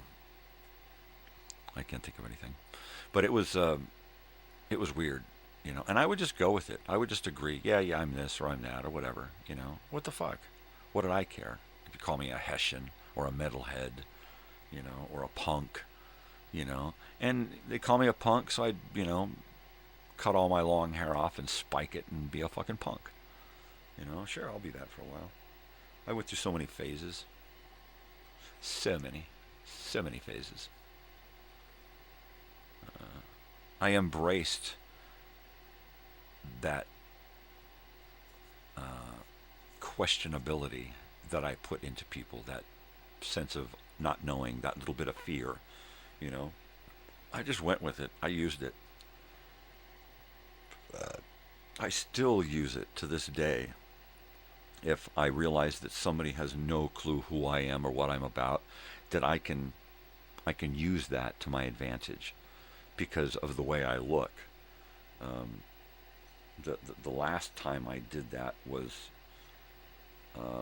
sometime this last year, I was at an open mic, and there was a guy there, and he wasn't a bad guy, but he had had too much to drink, and he got up and tried to do stand-up comedy at an open mic, and his whole shtick was verbally abusing women, right?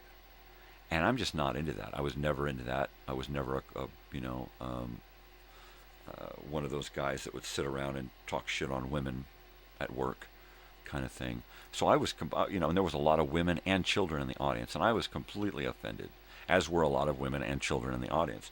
And so I, happened to say a couple of things, and I let him be afraid of me without saying anything, just by being stone-faced and speaking in low tones and saying cryptic things, And I just, manipulated his ass off the stage, And afterwards, tried to put him at ease, but the damage was done. He was already creeped out by me, right? Ah, geez, is that you, Joey?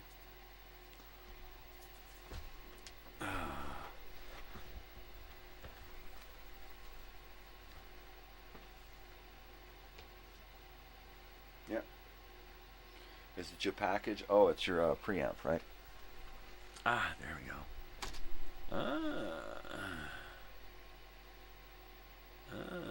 So is it the little silver thing on top? That looks cool. Very cool. What kind of turntable you got? A Fluence? What's a Fluence? I use Audio-Technica, brother. My daughter has a Technics. A Technics, which I think is essentially Panasonic. But her turntable is from 1979, which is funny because she's got an old turntable and an old stereo and speakers and receiver, and everything from hers is 1970s, right? And almost everything on my stereo that I use is like recent, real recent, like the last couple of years. That's hilarious. Yeah, that's cool. I like that. The small, in fact, that looks like her receiver. Her receiver is a small, realistic stereo receiver that actually has the stereo receiver, and then it's got a tuner that goes with it. I've got the tuner out in a box, and that's pretty cool. And then she's got a couple of old 1970s Radio Shack realistic speakers that are really, really cool. So she's always cranking her shit on old school. Yeah. Oh man, dude, I got so many. I got like 20 vintage stereos sitting out in my fucking shop out there. It's just a matter of going through, finding the right one, and then refurbishing it, and then we can recap speakers and do what do you call it? Refoam the speakers. I've refoamed speakers before. You can re-grill the speakers and put new fabric on the frames. You can actually buy a new frame set up so that you can put new screen over an old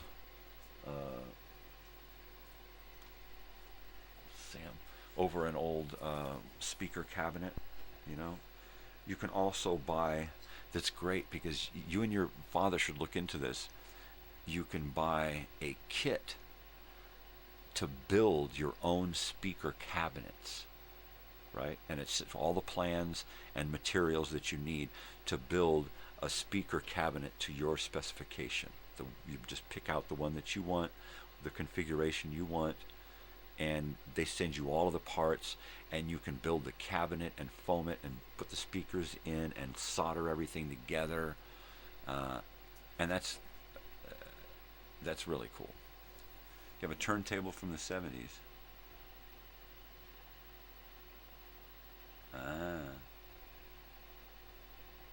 Nice. Yeah, well, you show me too. I want to see it. That's cool stuff.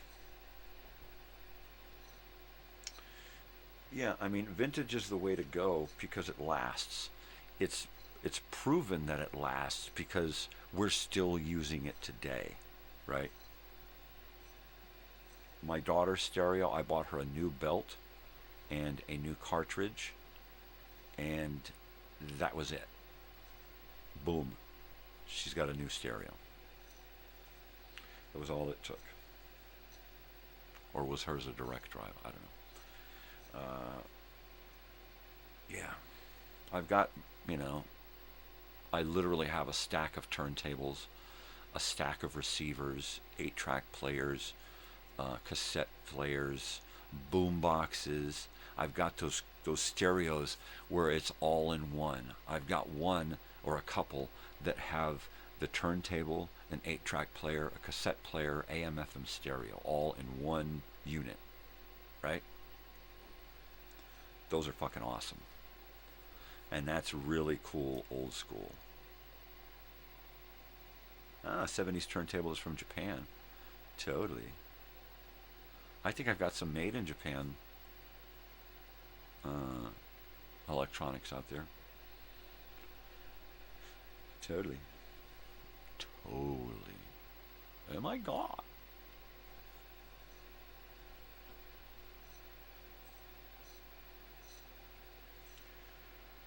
Oh, I gotta work today again. I'm still hungover and my stomach is doing flip-flops. Boy.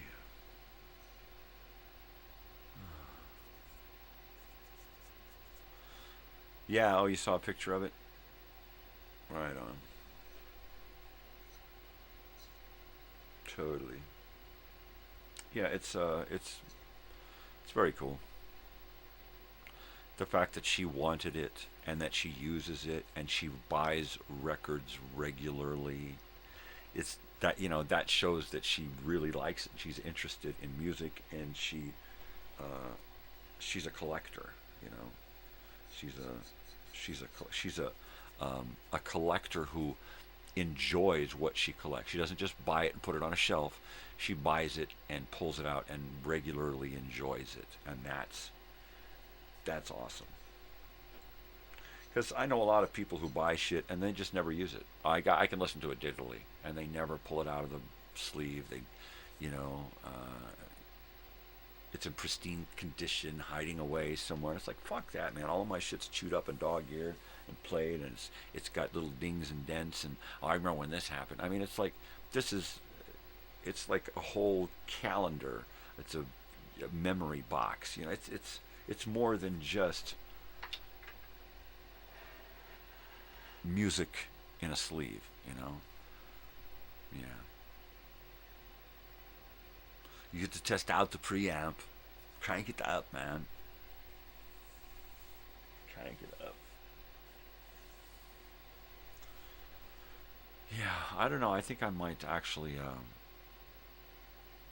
have to lay down for a few minutes after the show before I go to work. So yeah, like I said, I think we got 2 houses to clean, which means about 2.5 to 3 hours. Mainly because we work together, so the hour time that we work is doubled.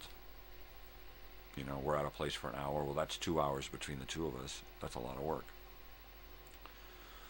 So we can usually, lately, we've been just banging them out really quick because we've got such a tight routine. We've been working together since before we got married. So, yeah, very cool.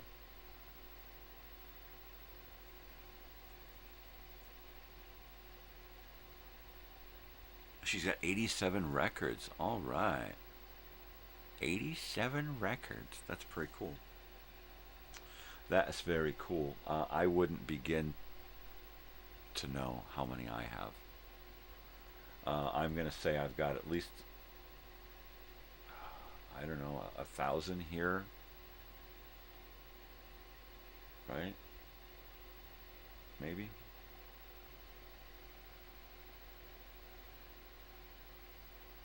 I don't know, probably 800 to 1,000 here in my living room. and then a couple more thousand over in a friend's garage. Not to mention the hundreds, if not 1,000, 45s that I have, and then stacks of 78s. Yeah, you're at around 400. All right, so yeah, I mean that would probably put me at around 500 or 600 here in my house because I've seen what you have. So yeah, the bulk of my collection is over there, and it's mainly a lot of stuff that is just kind of out of my realm of listening. I've listened to a lot of it, but it's not something I'm going to listen to regularly. A lot of show music, a lot of collections of music by like symphonies and stuff. A lot of country music, a lot of swing and big band stuff.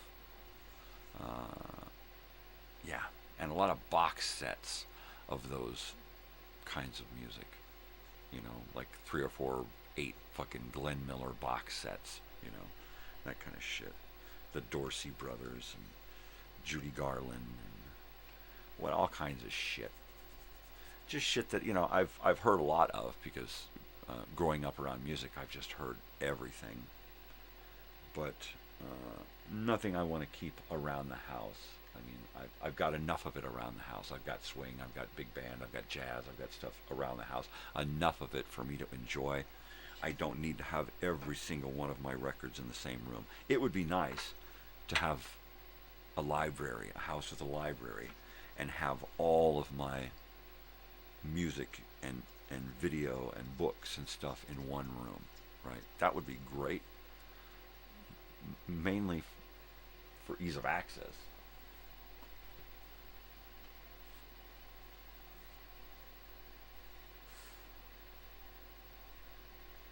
Oh, that little dog. He just... Oh, that little dog. I just love that little boy.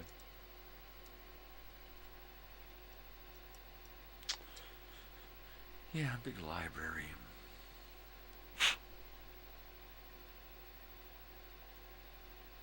I only really inherited a few things from my father's collection. All of the rough edges, all of the stuff that wasn't really worth keeping anymore is the stuff that I got. Stuff that was uninteresting is what I got. So I went with it. You know, I took all of the stuff that I was allowed to keep, and then I filled in the gaps and replaced a lot of what I remembered from growing up. A lot of the records that I remember listening to growing up were not in the records that I got. So I just kind of tried to fill in the gaps the best I could. And in doing so, I just wound up with a bigger and bigger and bigger collection of records. And it was unintentional, really, at first. It was like, where's that record? That record is not here in that... Fuck it, I want that record. And I got online, went to eBay, and I ordered that record. Oh, there's that record. And ordered it. And it was like... I'd go to a record shop or a thrift store or a yard sale. Oh, look, there's that record. I remember that record. You know? And that's how it started. And then eventually I started with the 8-track tapes, and that led to my interest in other old music. I'd listen to something on 8-track, I'd repair a tape and get it working good, and I'd put it in a machine and listen to it and go, hey, I want to hear that more. And I'd find them on LP, and I'd bring home the LP. Weather Station was like that. I'd never heard Weather Station until I found them on 8-track, and then I bought a bunch of their records. Who else was... So anyway, it's unimportant. It's unimpotent. But that's how I just started off a little bit here, a little bit there, and now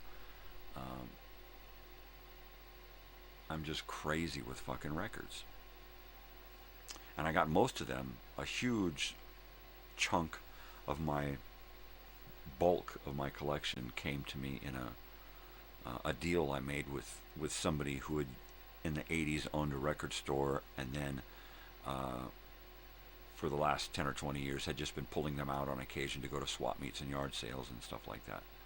But they had thousands and thousands of records and paraphernalia and memorabilia and 45s and 78s and posters and stuff, and it was like, I'll take it all. And I made them a really good deal, well, a good deal for me on everything, and just brought home just carload after carload after carload of stuff, right? And that's how I started this huge collection of records. I mean, I had them stacked in I had so many stacked in the floor of my living room, 6 stacks waist high of records. I'm sorry, 8 stacks of records waist high.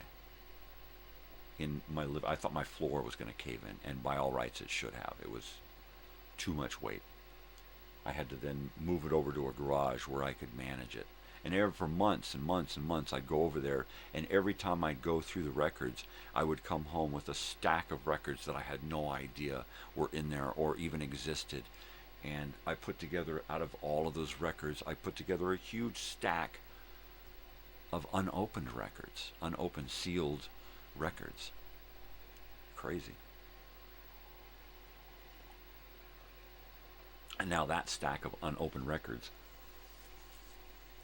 much of it sits on top of my cabinet over there, displayed, is my unopened collection. You want a cassette deck? I've got quite a few cassette decks. Yeah. I've even got one cassette deck that I have 5 copies of. 5 copies of the same cassette deck. I got them. None of them were working. I took one apart and got to where I needed to get to the belt to replace it. And then I opened up another one and used it to show me how to put it back together, right? And also used another one for parts because I needed to replace a couple of gears on, and I took 3 machines and put together another one. And I've got 2 other machines that I've yet to open up and put back together and make working again. And then I also have, I think it's like a Kenwood or Panasonic or something, that's one of those dual stereo cassette player recorder things. You might be interested in something like that. The dual cassette auto reverse. That's what I use. Above my stereo, I've got a double cassette auto reverse. I don't remember what that one is, a Pioneer or something. Yeah. Totally. Cassettes are cool, and the fact that they still make cassettes and they still sell cassettes. I've got some new cassettes. And that's awesome stuff. Yeah.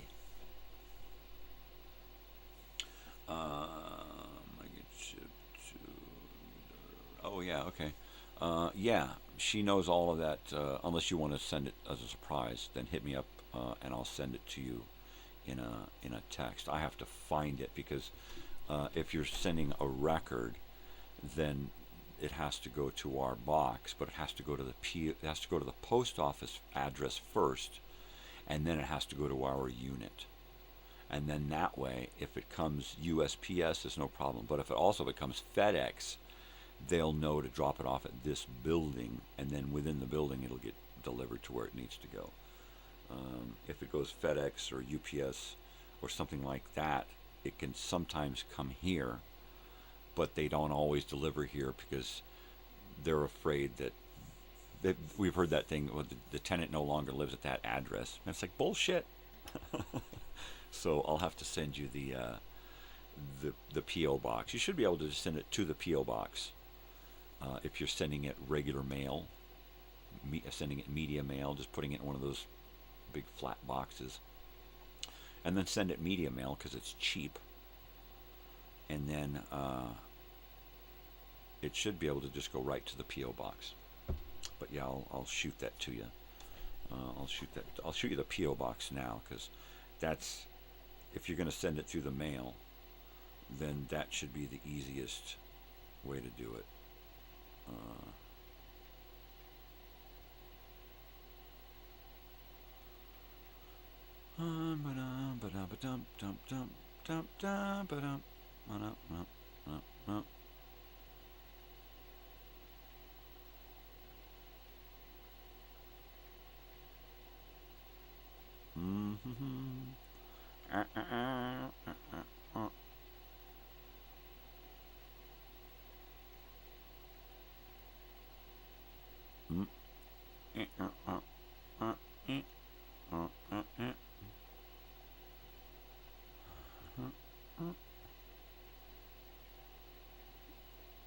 If my daughter was doing this, she'd be done already. She'd have been done as soon as she picked up her phone. Tickety tick tick, done. Let me read this. You got a ba ba da him da hum da ma ma ma ba da ma ba. There you go. All right. Well, there's her name and address there, so that you know. Yeah. See, that's nice. That's a nice stereo system there. That's cool. Yeah. Now, when I was young, I rarely had the opportunity to have a radio or stereo or my own TV or anything, you know.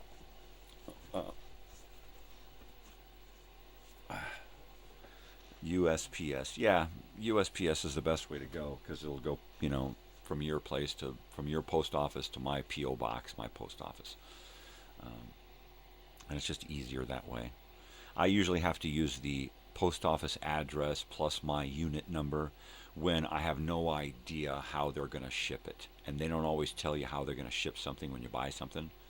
So I just have to assume, you know, they're idiots, and then just send the whole address. But yeah, that's cool, man. That's cool. Totally cool. But yeah, I found some Big Sandy records and CDs and stuff. So that's very, very cool. The one record that I ordered that's still sealed, I don't even think I'm going to open it. Right? It's just going to go in my pile of sealed records until I get it framed up on the wall with the concert posters and the autographed photos and the selfies. And oh man, I'm going to put together this great little frame deal. That should be fun, you know, nice and big with a bunch of stuff in it, and find some things that I can use, some paraphernalia stuff that I can put in there that's going to work for that, you know.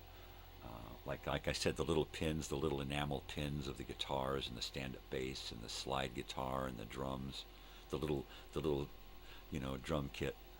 I think it's like a three-piece, you know. He's got like a snare, a tom, and a floor, and two cymbals, you know, a cymbal and a hi-hat. And that's it. Small kit. He's got his snare drum turned like this. I mean, literally, a snare drum is turned like this, right? And the way he stands over that thing, sits over that thing and bangs on. Oh man, it's beautiful. It's a beautiful fucking thing. All right, I'm going in. Let's see. I have a sealed Tatsuro record. Oh, 98. Never been repressed. Ooh, yeah, you don't want to open that.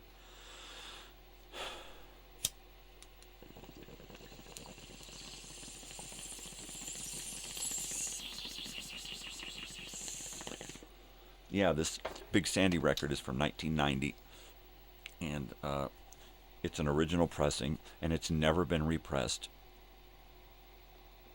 So I'm probably not going to open it, unless I get the permission from him to open it and he signs it for me. But even then, I don't know. I think it might just look better the way it is sealed, put up in a frame with the posters around it and photographs here and there, and little selfies, and a bunch of little artifacts to make it, authentic, All right, preamp sounds good. Right on, brother. Very cool. I need to actually plan out a day when I can sit and just crank music all day, because it's probably going to be this weekend. I'm probably going to have to work this weekend, but I think I have Saturday off. So, that's tomorrow. So if we're not doing anything tomorrow, then it will probably be cranking a lot of music after I get that lamp hooked up in there. I just need to flip a breaker off, hook up some wires, wire some switches, put the boxes together, put it back in the wall, and flip the breaker. That's it. So it's less than an hour's worth of work. I just haven't had the time or the energy. So after that, I think I just want to crank up music all weekend and try to finish off what I want to do for my channel, so that I can move on to the next phase of studio work. And what is that going to be? A lot of original content. I need to do a lot of original content. Next thing you need to do is upgrade your speakers. Yeah, look into that speaker kit thing,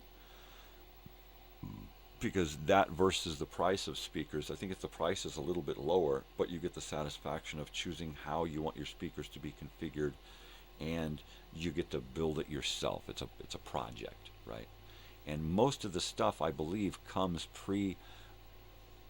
prefabricated, or pre-made. So all you have to do is just put it together.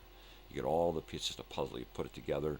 You can decide to keep it raw and seal it, or stain it and seal it, or paint them, or cover them in fucking stickers or whatever you want to do, and then enamel it. Yeah, any number of things you can do.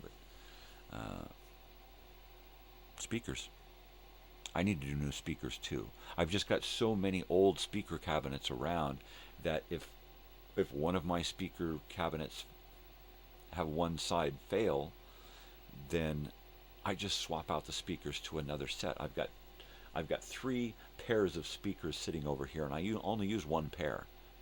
I've got another pair hooked up so that if something happens to that one, I just flip a switch and I'm listening to the other pair, and they're just as good as the first.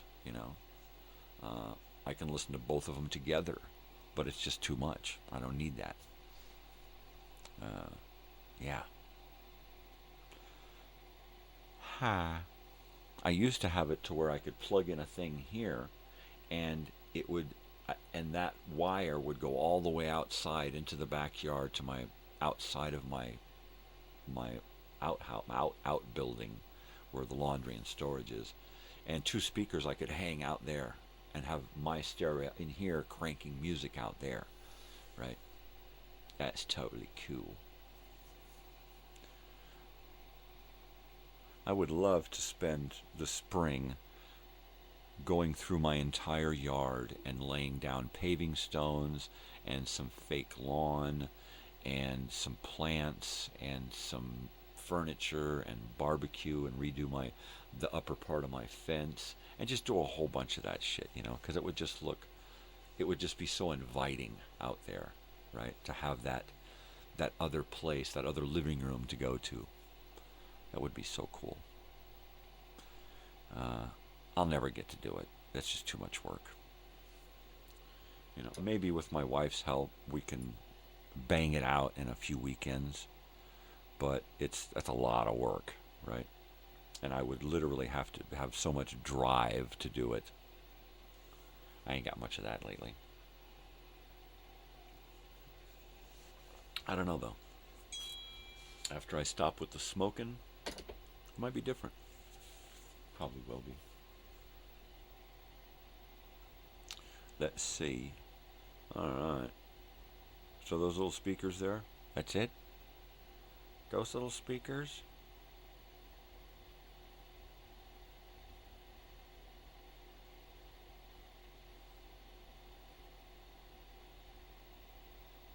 You got a lot of copies of that one record there, that one Tetsuro record there. Got a lot of copies of that, huh? You're like me. It's like, ooh, good deal on that. I'm going to buy them all. I do that shit all the time. Why'd you buy that many? Well, because it was a good deal. Why'd you buy a whole box of 8 tracks? They're all the same thing. Yeah. Yeah. I mean, it'll come in handy. Oh, good. Well, move on over so you can help me. I got so many projects to do. I need another me around. And you're the closest thing I got.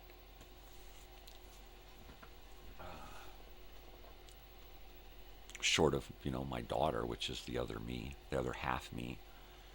That's funny. No, really. She's not even half me. She's like so totally her, right? She's got a lot of my likes and dislikes.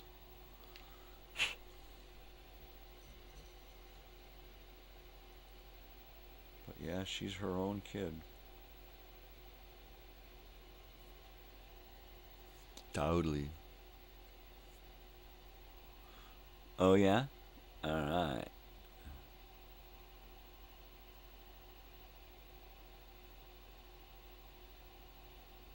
The best sounding one. Ah, they all sound different, huh? Interesting.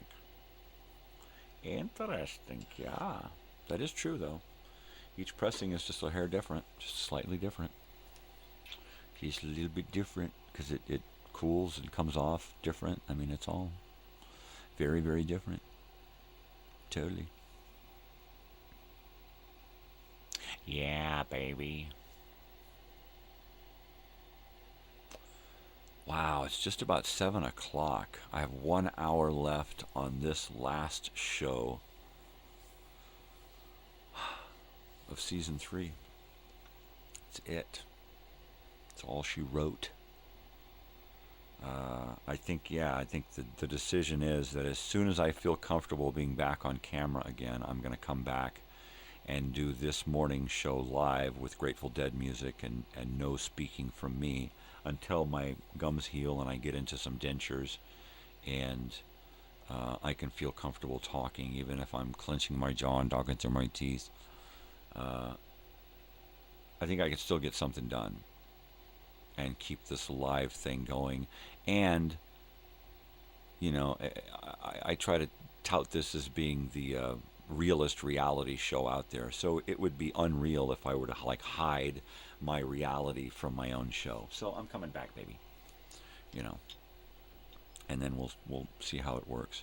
And then, of course, like I said, if I got to do a whole bunch of doctor and hospital stuff that take me away from the show and the channel too long, I'm just going to take the show and the channel with me. And, keep it real. Totally keep it real. Totally keep it real. So what am I going to do this last hour? Reminisce about the old days. I remember back when I first started this show, I was scared to death. What the hell am I going to do? Nobody wants to hear me talk. So my wife tunes me out. Why would anybody out there in the world want to listen to this old fart ramble? And then I decided it ain't about who wants to listen to me. It's about what I gotta say.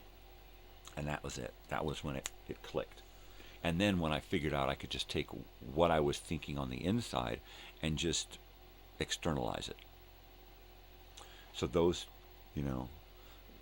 elements, along with the freedom to say whatever the fuck I want to say, do whatever the fuck I want to do, sit here and smoke weed if I want,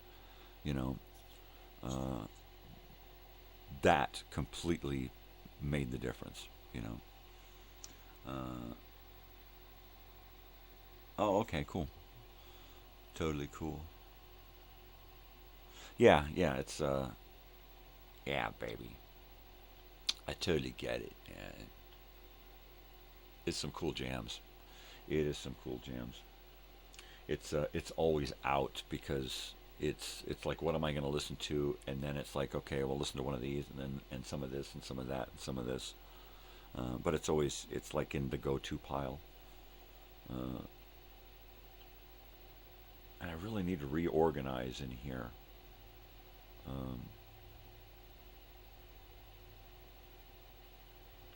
Yeah, and put this whole record collection back together so that I can, coherently find stuff.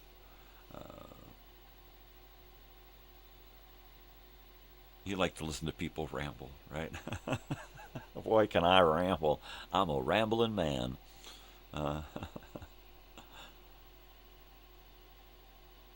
Yeah, I just figured that somewhere out there in the world is someone who likes to hear me ramble, or somebody who is alone, and most especially is who I'm aiming for, is somebody who is alone most of their life, doesn't really have anyone back and forth, and wants somebody in the house to talk to, right? Whether they communicate with me or not through the text, maybe they're answering me verbally, Oh, I tell it to the mountain. Go tell it to the mountain, brother. I hear you. Yeah, I've been there, man. Oh yeah, you're talking, preaching to the choir, brother. If there's somebody out there like that, then this show is for them. This show is for anybody who needs somebody to hang out with, because I've been there. I have been so lonely so much of my life that it would have been great to be able to turn on something other than like Dr. Demento once a week, or my favorite DJ a couple of days a week, or my favorite TV show, right? Listening to somebody talk, and being able to then have back and forth with that person. That would have done me so much good when I was younger, in my 20s, especially in my 20s, when I was really, really heavily depressed and completely suicidal, ready to just step out in front of a bus and make it work. Because it wasn't working. I mean, I was trying a lot of stuff to off myself, and it just wasn't working. Mainly because I wasn't trying hard enough, because I didn't want to die. I was just frustrated and angry and alone. And it was the alone that did it. And it was especially horrible when you were with somebody who was supposed to be that somebody with you, and you were still alone. Then you're with the wrong person, right? When you're with somebody and that person isn't even around, and you feel their presence and you're comforted, then you're with the right person, right? Then when you're with somebody who their presence is unobtrusive yet completely overwhelming and embracing at the same time, then you're with the right person.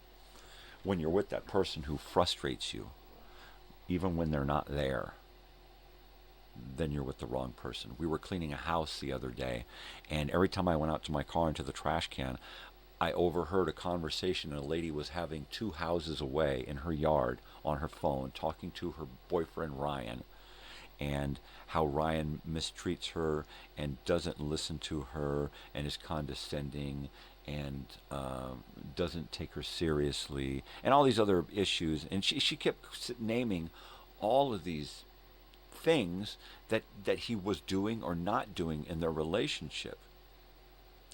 And all I could think of was, she just told herself exactly the reasons why she needs to dump this asshole and move the fuck on. Right? Yet she's totally clinging on to all of this bullshit that she's explaining to him.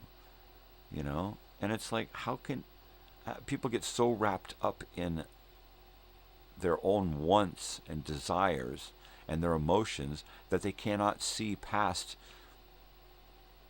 that emotion, right? To see the reality. And I've been there, to the point to where I got cheated on by that person, because I was just totally blind to what was going on, because I only saw what I wanted to see, And she sounded like she was in that position. And she just needed to dump that fucker and move the hell on, right? And it was all I could do to hold back from saying, hey, from all I can hear, you'd need to just dump this guy, right? It was all I can do to hold back and not say that. And then get in my car and drive away. Yeah. Yeah. Well, I can ramble. I'm a rambling man. My dog, he's sitting here just looking at me like, would you please shut up? I'm trying to sleep. All you do is ramble. But he's my special boy.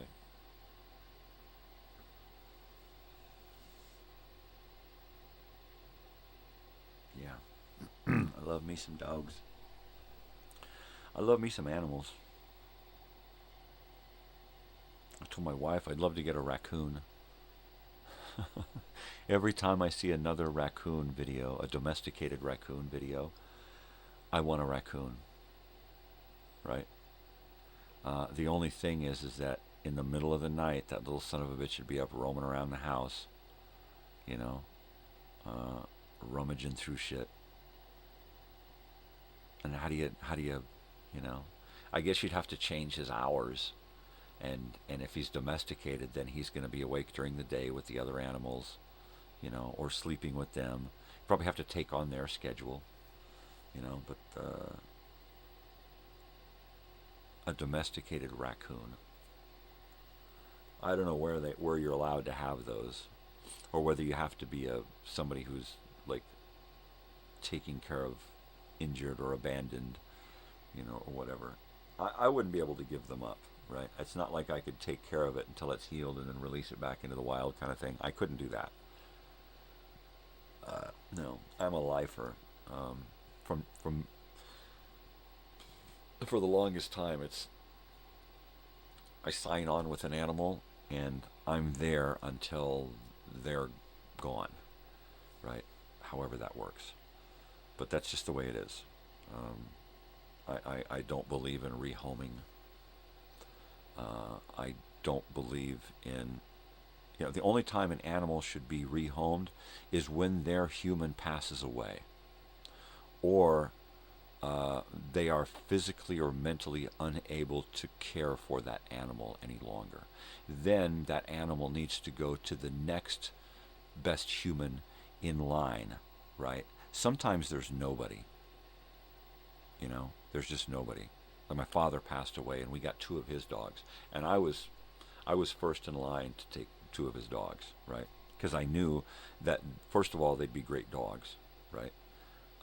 And second of all, I didn't want them to go to strangers. I didn't want them to be separated because they loved each other, those 2 dogs. And I knew it, I saw it, and I knew that they had to stay together. And even though the big dog is big and takes up more room and eats more food, and now she's got health issues and she's going to cost more money, it's still worth it, right? It's still worth it. I may have to try to raise money to get this dog to the vet and get her taken care of. But it's okay. It's worth it. You know, it's worth it even if it comes out of pocket. It's still worth it. You know, because she's a family member too. You know, and that's what I want my family to be all about, is that if you're a part of this family, it's not like a work family where you can just be written off. You know, oh, you're useless to us now, so you're gone, you're out of here. You know, and that's just not the way it works in this family. I mean, I'm pretty useless right now in this family, and I haven't been written off because I'm, first of all, part of the family, and second of all, it's not my seniority, but it's how much time I've invested into this family and how much time I've just worked my ass off to make it happen. And now I'm at the point where I just can't work a lot anymore, you know. So others have to step up. But it's okay because that's how the family works. Now I have to try to step up in other ways. Now I'm a driver more often. You know, now I have to, if I'm going to be home a lot, well, then I got to worry more about cooking meals and fixing things around the house, right? And step up in that way. I told my wife yesterday, I think, that I don't know where I would be without this YouTube stuff.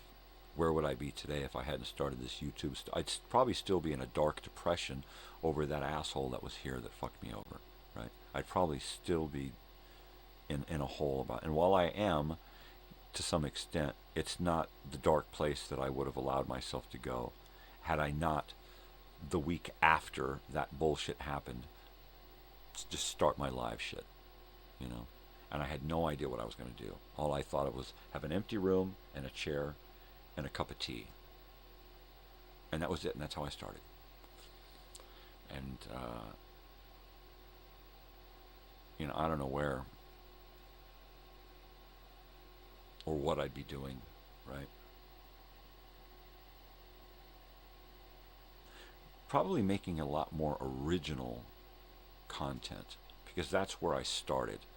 And I think that by getting into cobbling together bits of borrowed content for my stuff on the channel, and doing a lot of video editing and stuff has really helped me to get to the point now to where I think I can actually put together some really cool videos and documentaries and music videos and stuff. So that dog is too cute. I am going to just immerse myself in it, you know, and just go for it. Just go balls deep, baby, and see what I get, you know.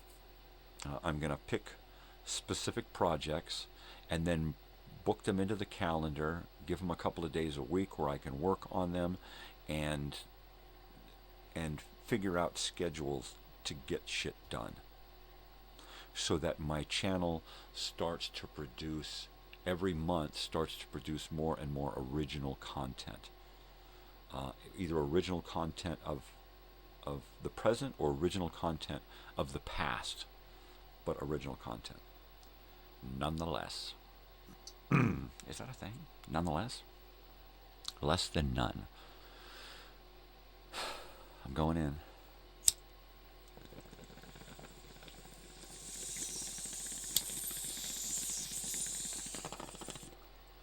All right. I'm still hungover, but the pain, the regular pain, back and neck pain is starting to subside. I.e., sitting on the couch. If I can just get my pain to go over there, just go over there and sit over there, so where I can still feel you, but you're not so up in my face, right? That's all I require to get shit done, is just to kind of separate myself from the pain a little bit. Pain pills just put me to sleep. Just knock me the fuck out. Make me lethargic. I don't want to do anything.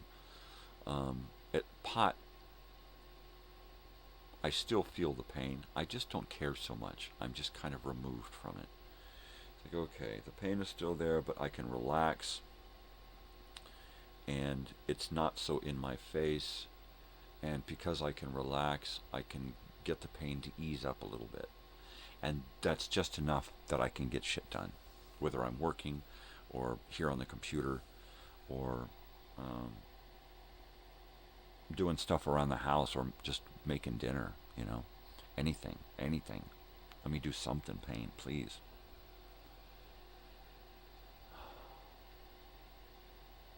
Yeah, at this point I think I'm going to have to eat something and then just go lay down for a few minutes and see what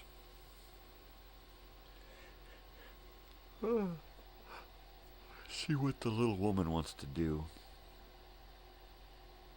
We tried to get out early yesterday and go clean a house, but she said, nah, they're not gone yet. So we just waited until normal time at about 11:15 and then went over and cleaned the house in like an hour and was gone. But I would have loved to have done it early. And most days we just can't do it early because checkout time is at 11 or noon, depending on the house. And people will usually try to get as much as they can out of their dollar. Unless lately it's been those people who want to get back to the city because they want to beat traffic, right? So they get up in the morning and they run out of the house as soon as they can. So my wife will quite often drive around town to see who's left what house early so we can get started. Like, especially when we've got like 4 houses that we had the other day. And that was a bit much. But we got it done. If I'm going to go out tonight, I am going to have to lay down at some point a couple of times. And it may come to the point this evening where I just decide, you know what, I don't have the energy to drive all the way down there and then hang out and then drive all the way back that late in the evening. And see, look, I've already talked myself out of it. It's like, you know what, you're better off sending a message and asking for him to get the materials that I need as soon as possible, basically. I would love to be able to just download the music from whatever thing his stuff streams on, but I can't do that and use that file for editing. It won't work. It's copywritten audio stuff, and it won't. I've tried to do that before, and I can't even play it and record it. It just doesn't work. So it's better if I just get a file and take that audio file and then just put it into my editing and open it up and then start building my video around that audio file. The original audio file. That's what I need. Otherwise, it's just going to wind up to be half-assed bullshit. And I don't want that.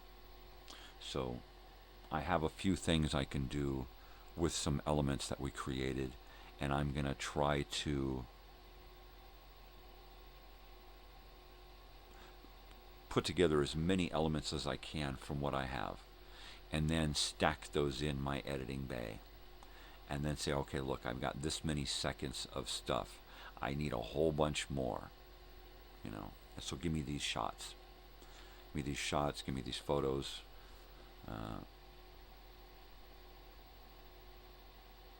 Yeah. Some of the stuff I haven't even gone through that we shot the other month. God, back in November, early December, I can't remember when we did it. It was like forever ago.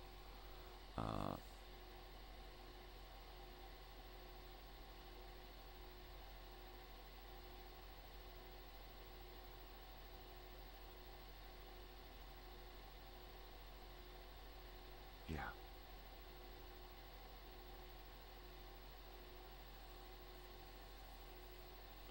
Sorry, I got lost in my own world thinking about video stuff. I really need to get into doing some video stuff. I think I'm going to be kind of withdrawn from the world for a few weeks. And in order to keep my sanity, because I won't be able to do much talking and feel comfortable, not even at home here with my family. So I'm going to need to keep busy doing something. And I think working on this music video and working on a documentary and working on elements for the new seasons.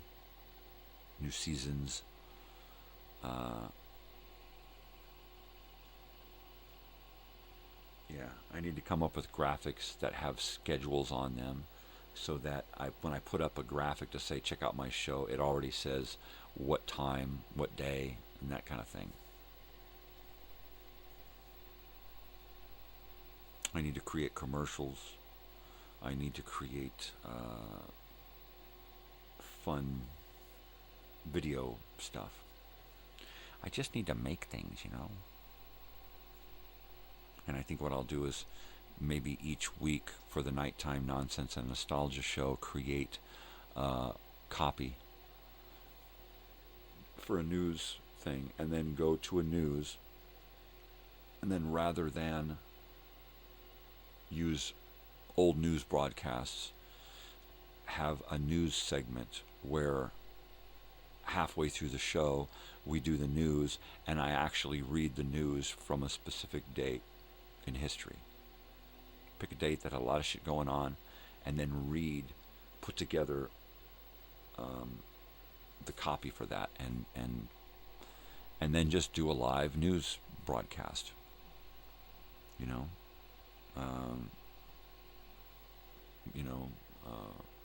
Bookended by commercials. That'd work. Do about an hour of music, and then do the news, and then do another hour of music, right?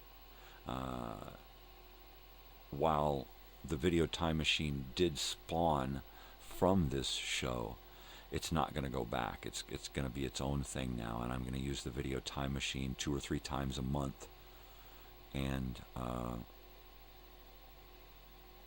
do some time travel, And I think if I'm gonna do it like 2 or 3 times a month and not every week, then I'm gonna try to make them really, really beefy shows, at no less than an hour, sometimes as much as 2 hours or more, depending on what's going on. Like if it's a holiday, I'm going to start reusing some content from my channel. I may try to find little shorts. The Bickersons, they did a 10-minute radio show. They started as a 10-minute radio show, and then they moved to a half an hour. But there's a lot of 10-minute radio show episodes. So what I might do is the video time machine might have a audio radio portion of it, or I might take and during my 2-hour nighttime nonsense and nostalgia have a radio show version or portion, because my father did that, and he would do little snippets of old time radio. So if I could do an episode of the Bickersons in every nighttime nonsense and nostalgia, that would be one of those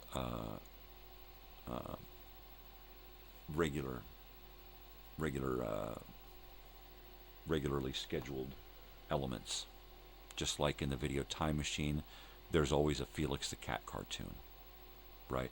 Eventually it's going to change to Bosco, and then maybe Bimbo, right? And these are just old 1920s cartoons characters. Some Betty Boop. Betty Boop's dog is Bimbo. There's a Bosco. And I really love Felix. Felix the Cat is really, the early Felix the Cat is really cool. So I'm going to go through and collect all of my Felix and catalog it, put it all in one spot, and then start using it. And I've got to go through my computer, my whole computer, both computers, the entire desktop is icons. It's just files, files, files. So I need to wipe everything out of there that doesn't belong for the next season. All of the old video time machine stuff, that all needs to go. I need to, all of those elements I need to save in one spot. And what I may have to do is re-download a lot of stuff so that I can just, rather than have to search for it on my computer, just re-download it and file it. I really need to gather up all of the specific elements I need for each episode, for about 36 episodes for this year of the video time machine. So that's a lot of work. That's a lot of elements for an hour-long show. That's 2 music videos, a cartoon, movie trailers, TV commercials, and whatever other elements I think fit the theme for that particular show. Which is another thing. I got to come up with some kind of thematic presentation for each time machine. Where are we going? What's it all about? Right? When I started, I kind of did that. I had kind of a theme thing going on where I'd put in a movie trailer, and then the person in that movie trailer would be in the commercial, and then after the commercial I'd do a little entertainment news section with that person in it, and then go back to another movie or TV show with that person in it, and kind of ran it together like that. That's kind of hard to do. But if I have enough elements stacked up in files, then I should be able to do it easier, right? So I'm going to create a file of movie trailers, a file of music videos, which are essentially 1920s and 30s music film shorts with sometimes 4 acts in one video that I can chop up into short video segments. Yeah. So there's a lot of stuff I have to do. I have to take big blocks of commercials and break them up into individual commercial sections, file them, add in the little caption down at the bottom that says Totally Television Tuesday. You know, I need to go through and hone all of the elements for my channel and each individual program, and then each themed program and each segment, opening themes, closing themes, opening credits, closing credits, all of that stuff. I need to have it all worked out. So I may be live in the studio here with the behind the scenes at the Elsinore Brothers studio for more than a couple of weeks, while I'm just trying to get shit figured out, so that when I come back live, it means something. And I may decide to program my educational films and radio shows and stuff out to a departure point, to where it's like, okay, now we're going to let these run out, and we're going to start full bore into original content, which is where I'd like to be. Just do all original content all the time. And if I'm not here live doing something like this, I might be here live working on something, so you get a behind the scenes, and then bring that project to you and try to bring out at least one project a week. I would prefer more. I would like to get to a point to where I'm pumping out one 3 to 5 minute project a day at least, and then a 20 to 30 minute to an hour long project a week, on top of a video time machine, on top of the nighttime nonsense and nostalgia, on top of the Monday Minecrafting. I'd like to also do something about movies or TV or old-time radio or Throwback Thursday. Try to do some other interim programs that bring more of what's going on the channel, because there's a shitload of stuff I want to talk about, and then there's a shitload of stuff in the house that I can bring to the channel. I was just talking to Trip the other night that I'm going to start revamping the channel and start using a lot of props and records and tapes and artifacts and stuff, and he thought that was pretty cool. And I thought, well, why don't I get you over here to hang out and do some stuff? And he's like, yeah, let's do some live shit, man. I mean, not only can I have him over to talk and have back and forth on stuff, I could maybe get him over here on a regular, you know, bi-monthly basis, a couple of times a month or weekly or something, and get him over here to talk about old stuff that we both are into. But also he plays music, right? So we would have like a music portion of the show, right? And we could dual simulcast. We could have it set up so that we're going live on his channel and going live on my channel at the same frickin' time. Have my shit set up and have him, you know, if he doesn't have a computer, get one, have him bring it over, pipe it into my shit, have it split off and go in 2 directions. Or just have him set up his phone and do a live behind the scenes, you know, have his phone set up behind my camera so you see all of what's going on, you know. That's hot. I love it. Totally. But, you know, fingers crossed that I can get more interaction after a few weeks and get some stuff going on, because I do plan on keeping in contact with people more. That's another thing I have to do better this year, is be more back and forth. Don't be so, oh, they don't want to hear from me. Oh, everybody hates me. I'll eat some worms and die. And that's what I do to myself, is I just assume that I haven't heard from somebody because they don't like me and they're trying to avoid me. When in all actuality, it's just that they're fucking busy as hell. Right? Like everybody else. Trying to, live life. So I just have to be persistent sometimes when it comes to hooking up with somebody. And, damn that feeling of maybe I should just stay away. They don't want to talk to me. It's obvious they don't like me, kind of thing, which is where I go. Until I see the person, I realize that's all just my own head, because it does it to me every time. Yeah, see, you do the same thing, Joey. You overthinking shit, and you over emotionalize everything, and you get wrapped up in your own thoughts of, self-worth, right? And it's a crazy, vicious, stupid thing to do, but we do it, and it drives us nuts. And then if other people are aware of it, it drives them fucking crazy, right? Oh, stop running yourself down, man. I've told you 1,000 times, everything's fine, we're okay, right? And you're just like, oh, are you sure? I didn't do anything, right? Yeah. So you hide it, you hide yourself, and you just, I had resigned before I got married. I had resigned to just being a hermit. I'm just going to be a hermit. No more, going out. No more trying to date. No more trying to find somebody who's going to be able to put up with me. It was like I was just done. And that had a lot to do with it. Trying to go out into the world and then manage your own feelings about their feelings, right? How do you do that? How do you manage your feelings about their feelings when you have no idea what they're feeling? But you assume and you create, and that's not healthy. It was never healthy when I did it,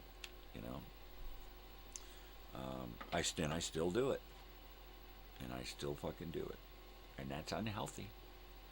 You can see my Christmas tree is off. There's no lights today.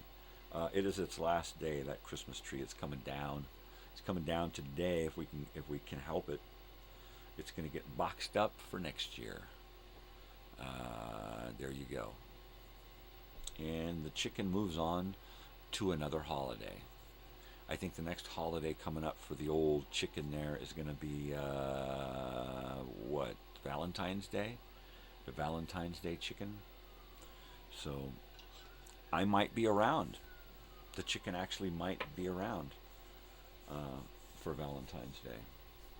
That's another one of those, commercial ad men holidays.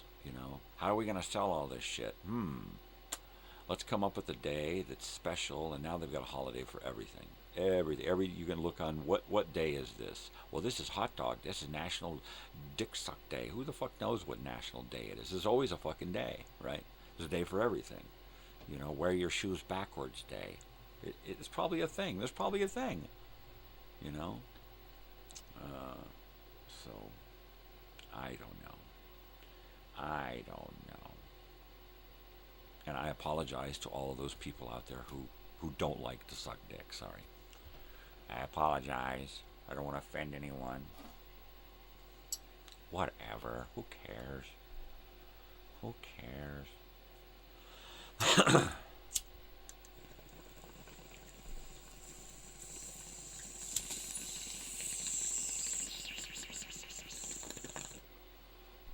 Yeah.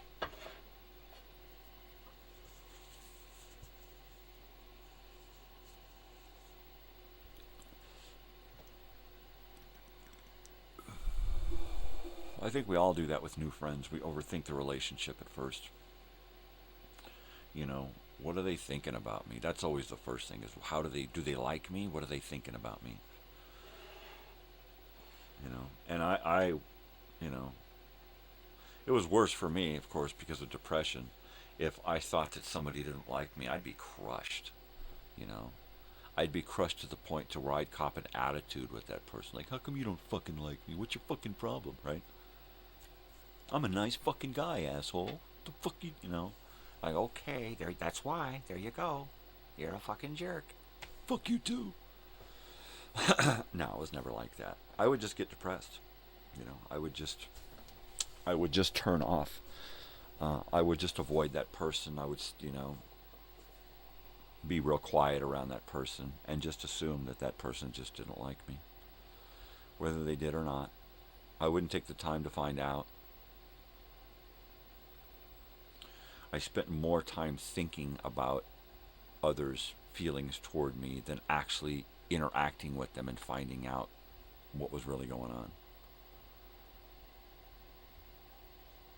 Which probably led to a lot of people talking behind my back, right? Because I wasn't forthcoming with the conversation most of the time. I was usually avoiding and hiding, you know. But I always felt like, you know, with strangers, or even especially with people that I knew, that I just wasn't being heard, right? That I was talking, but nobody was listening. They were just and they were doing a lot of thinking about what they were going to say next, rather than listening to what I was saying and actually hearing, you know. So I would be saying stuff to people's faces that anybody who was paying attention and listening would be going, oh my God, really? Rather than, oh yeah, and then by the way, you know, and they would just move on because they've got this whole thing in their head that they want to say. They've got this whole thing worked out that they want to say because they've been thinking about it while you were speaking and not listening to what you were saying, right? And that's one of the worst social flaws in conversing with somebody, is to not be involved in the conversation 100%, right? And that means not just doing your part by holding up the conversation, but being invested in everything that they're saying. And your conversation end should reflect that in what you're saying back, right? It's that easy. And so many people have got it so fucking screwed up because so many people are so self-involved and so selfish, self-centered, self-righteous, you know, and all they want to do is please themselves with their end of the conversation. You know, they have no desire to hear what it is you're talking about, only to say those things that they want to say. Damn sneeze. You're not going to come out sneeze, so just go away. That's it. I don't want you around no more. What I do want around is some food. I wish I could just order up some Denny's, right? Can I call the desk and order up some food? Is the kitchen open? Yeah, man. Send up some biscuits and gravy. Lots of biscuits and gravy. Yeah, homemade biscuit just smothered in gravy. And a side of potatoes. Oh. If there's a place down the street that does that, and they do it great. And on occasion, I will be out in the morning having to do something, and it's like, fuck it, I'm going. And I stop by, I go in. I don't even need a fucking menu. I just say, give me this, this, and this. And I sit and wait 10 minutes, and I'm walking out the door with this, this, and this, man. And either I'm eating it in the car before I got to go do what I'm out to do, or I'm taking it home and scarfing it. And then my daughter, she loves biscuits and gravy, and she's like, how can you eat that? Oh my God, that stuff is so heavy, right? We normally make biscuits and gravy at home, and it's a little easier because it's homemade stuff, but that cafe-made stuff that's, you know, been cooking since 5 in the morning, and it's just some heavy-ass sausage gravy that is just covered in those. It's the big homemade buttermilk biscuits that do it for me, you know. Oh. And the potatoes, hash brown potatoes. They just got to be really, really good fried potatoes. Now, look, I'm working myself up into a frenzy here.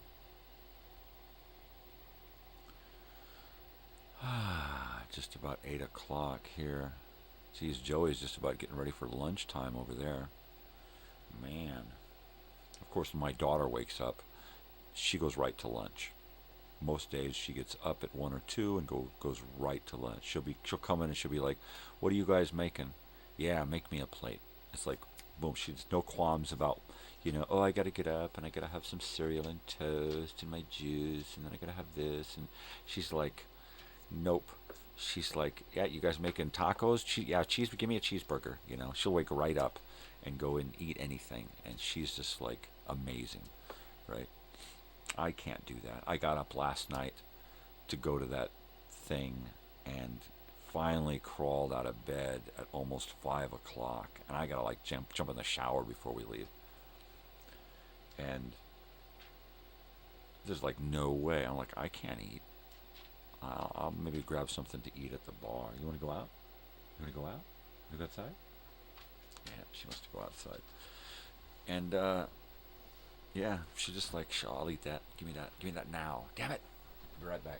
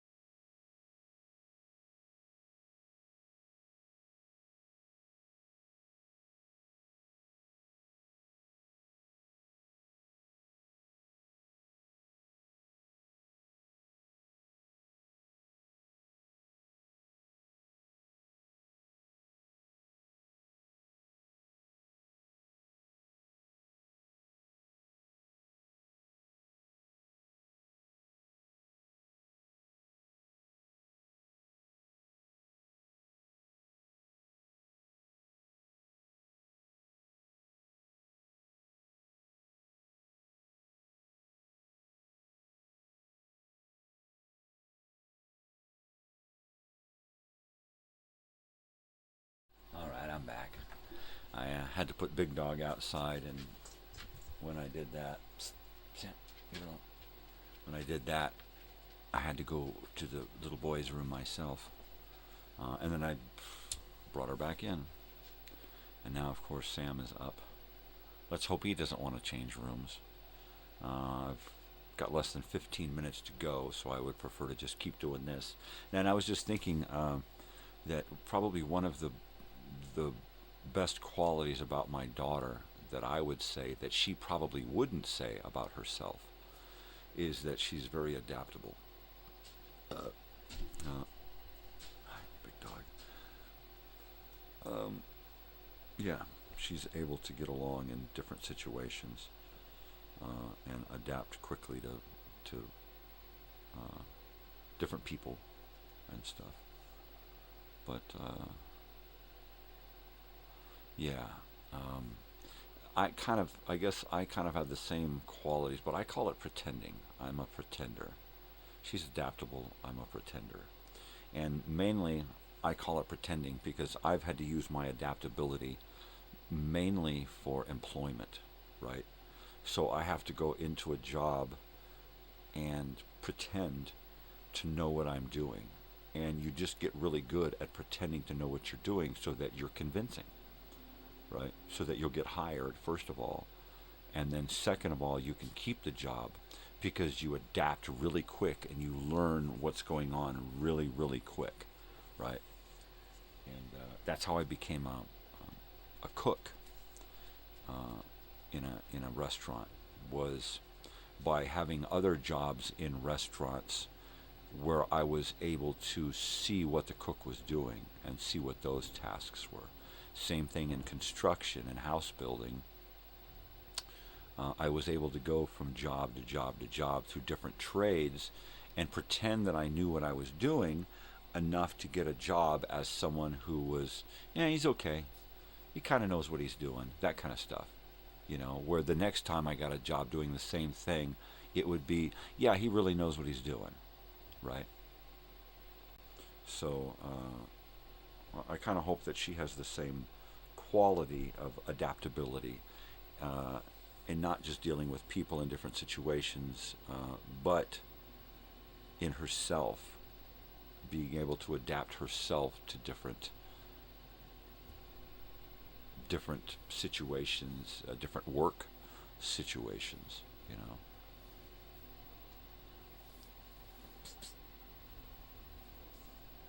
What are you guys doing over there? Dogs. Come on, go lay down. Go to your bed.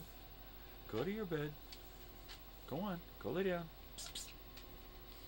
I don't know what's going on. I'm going to try to ignore it. The only I can hear the trash man out there. The only thing I can't really ignore at this point is my stomach. I am starving.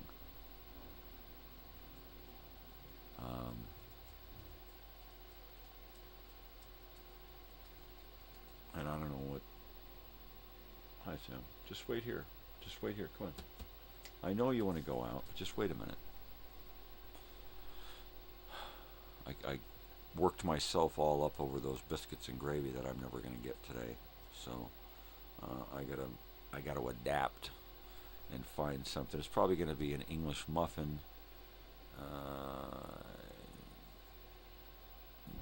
Maybe something else, but probably just an English muffin and some butter and a little bit of juice, and then maybe go lay down for an hour or two until I got to get up and run out of the house and go clean somebody else's houses. You and that tree. Every time she walks by that tree, wags her tail and knocks those Christmas ornaments flying. It's like living in a batting cage, really. Psst. I know, Sam. If you want to do something, you'll have to wait until I'm off. You just got, about 8 minutes to go here, buddy. And then that's it. That's all she wrote.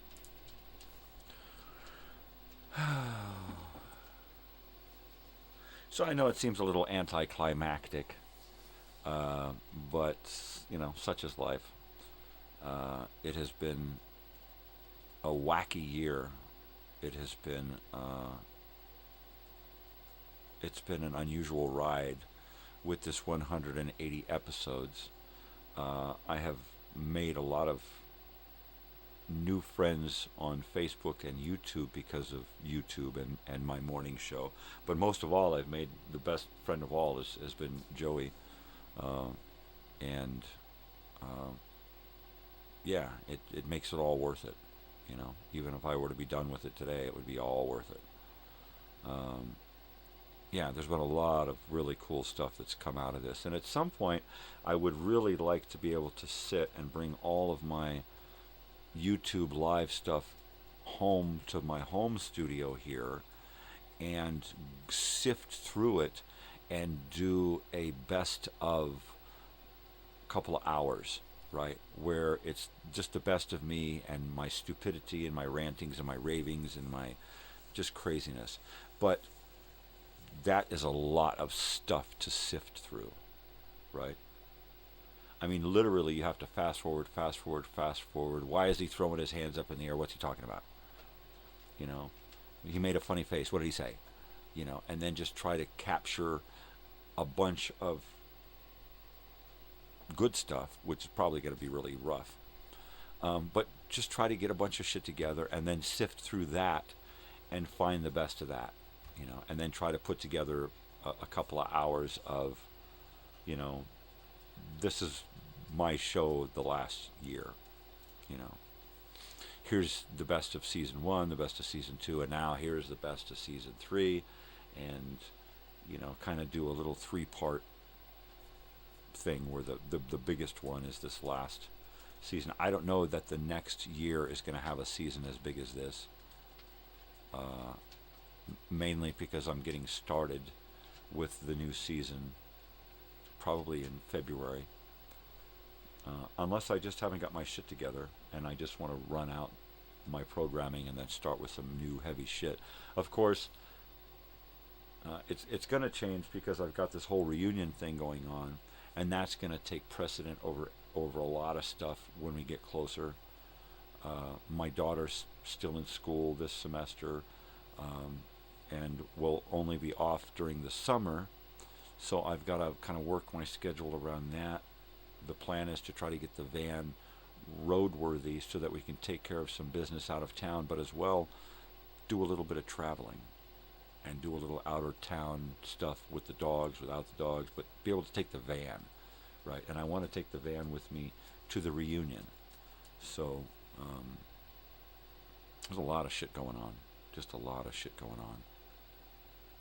And I may have to find somebody to help me figure out how to raise money for a few different things that are going on. Yeah, I may try to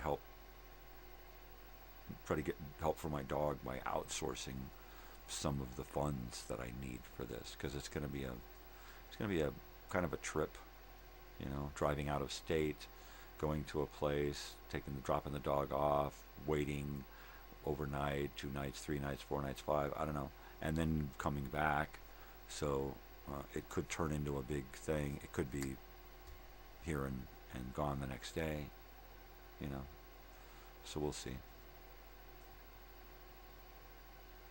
So once I sit down and go through and actually figure out what's happening the next several months, I'll know exactly what my calendar is going to look like, and then what my channel is going to start to evolve into this year, this season.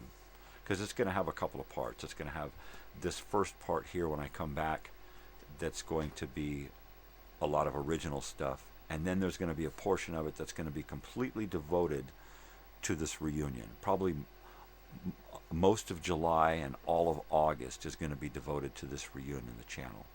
So everything coming out of the channel is going to be for that. Unless it just goes poof and people just give up on it. Which is fine. Then I just throw myself into something else. I'm adaptable. And then afterward, after August, then there's going to be that portion of the year that's going to be kind of different. And what's that going to look like? Am I going to go back into programming borrowed content so that I can take some time off again. I don't know. We'll see. We'll see what I'm into. Am I going to be back into music by then? And I'm going to be putting out my own music videos? I hope. I hope that I'm going to have a whole lot of stuff going on as soon as I get through with the whole lot of stuff that I got going on, right? Jeez Louise. I guess that's just going to about do it for me today, and that is going to do it for the year. Yeah, I am finally done with phase 1 of this YouTube experiment, Crazy Old Weird Bearded Guy in the Morning. That's it. Crazy Old Weird Bearded Guy in the Morning. That's me. That's what I've been for the last year. That's what this channel has been for the last 10 years, I think. Crazy Old Weird Bearded Guy is what I originally named this channel, and it has stuck and it will stick, and I will not be one of those people who changes their channel name from month to month, year to year, just to suit what they're feeling, right? It's like, this is who I am. I'm Elsinore Brothers Studio, Mondre Media Productions, Crazy Old Weird Bearded Guy, and you can call me Michael. And this has been Crazy Old Weird Bearded Guy in the Mornings. And I have enjoyed your friendship and your comments and your company, and I can't wait to come back. All right. So what I'd like to say to you is what I say to you every day. Spread peace and love, not bullshit. Be kind to each other. Do something for yourself, but just as well do something for somebody else. Why? Because we are not alone in this world. We're together on this, right? So try to act like it. All right, people, I love you so much. Thank you for joining me. I will join you as soon as I can. All right? Thank you so much for being around. I don't want to get emotional. All right? You guys take care. I love you so much. Have a splendid year. I'll see you soon. Adios. Bye now.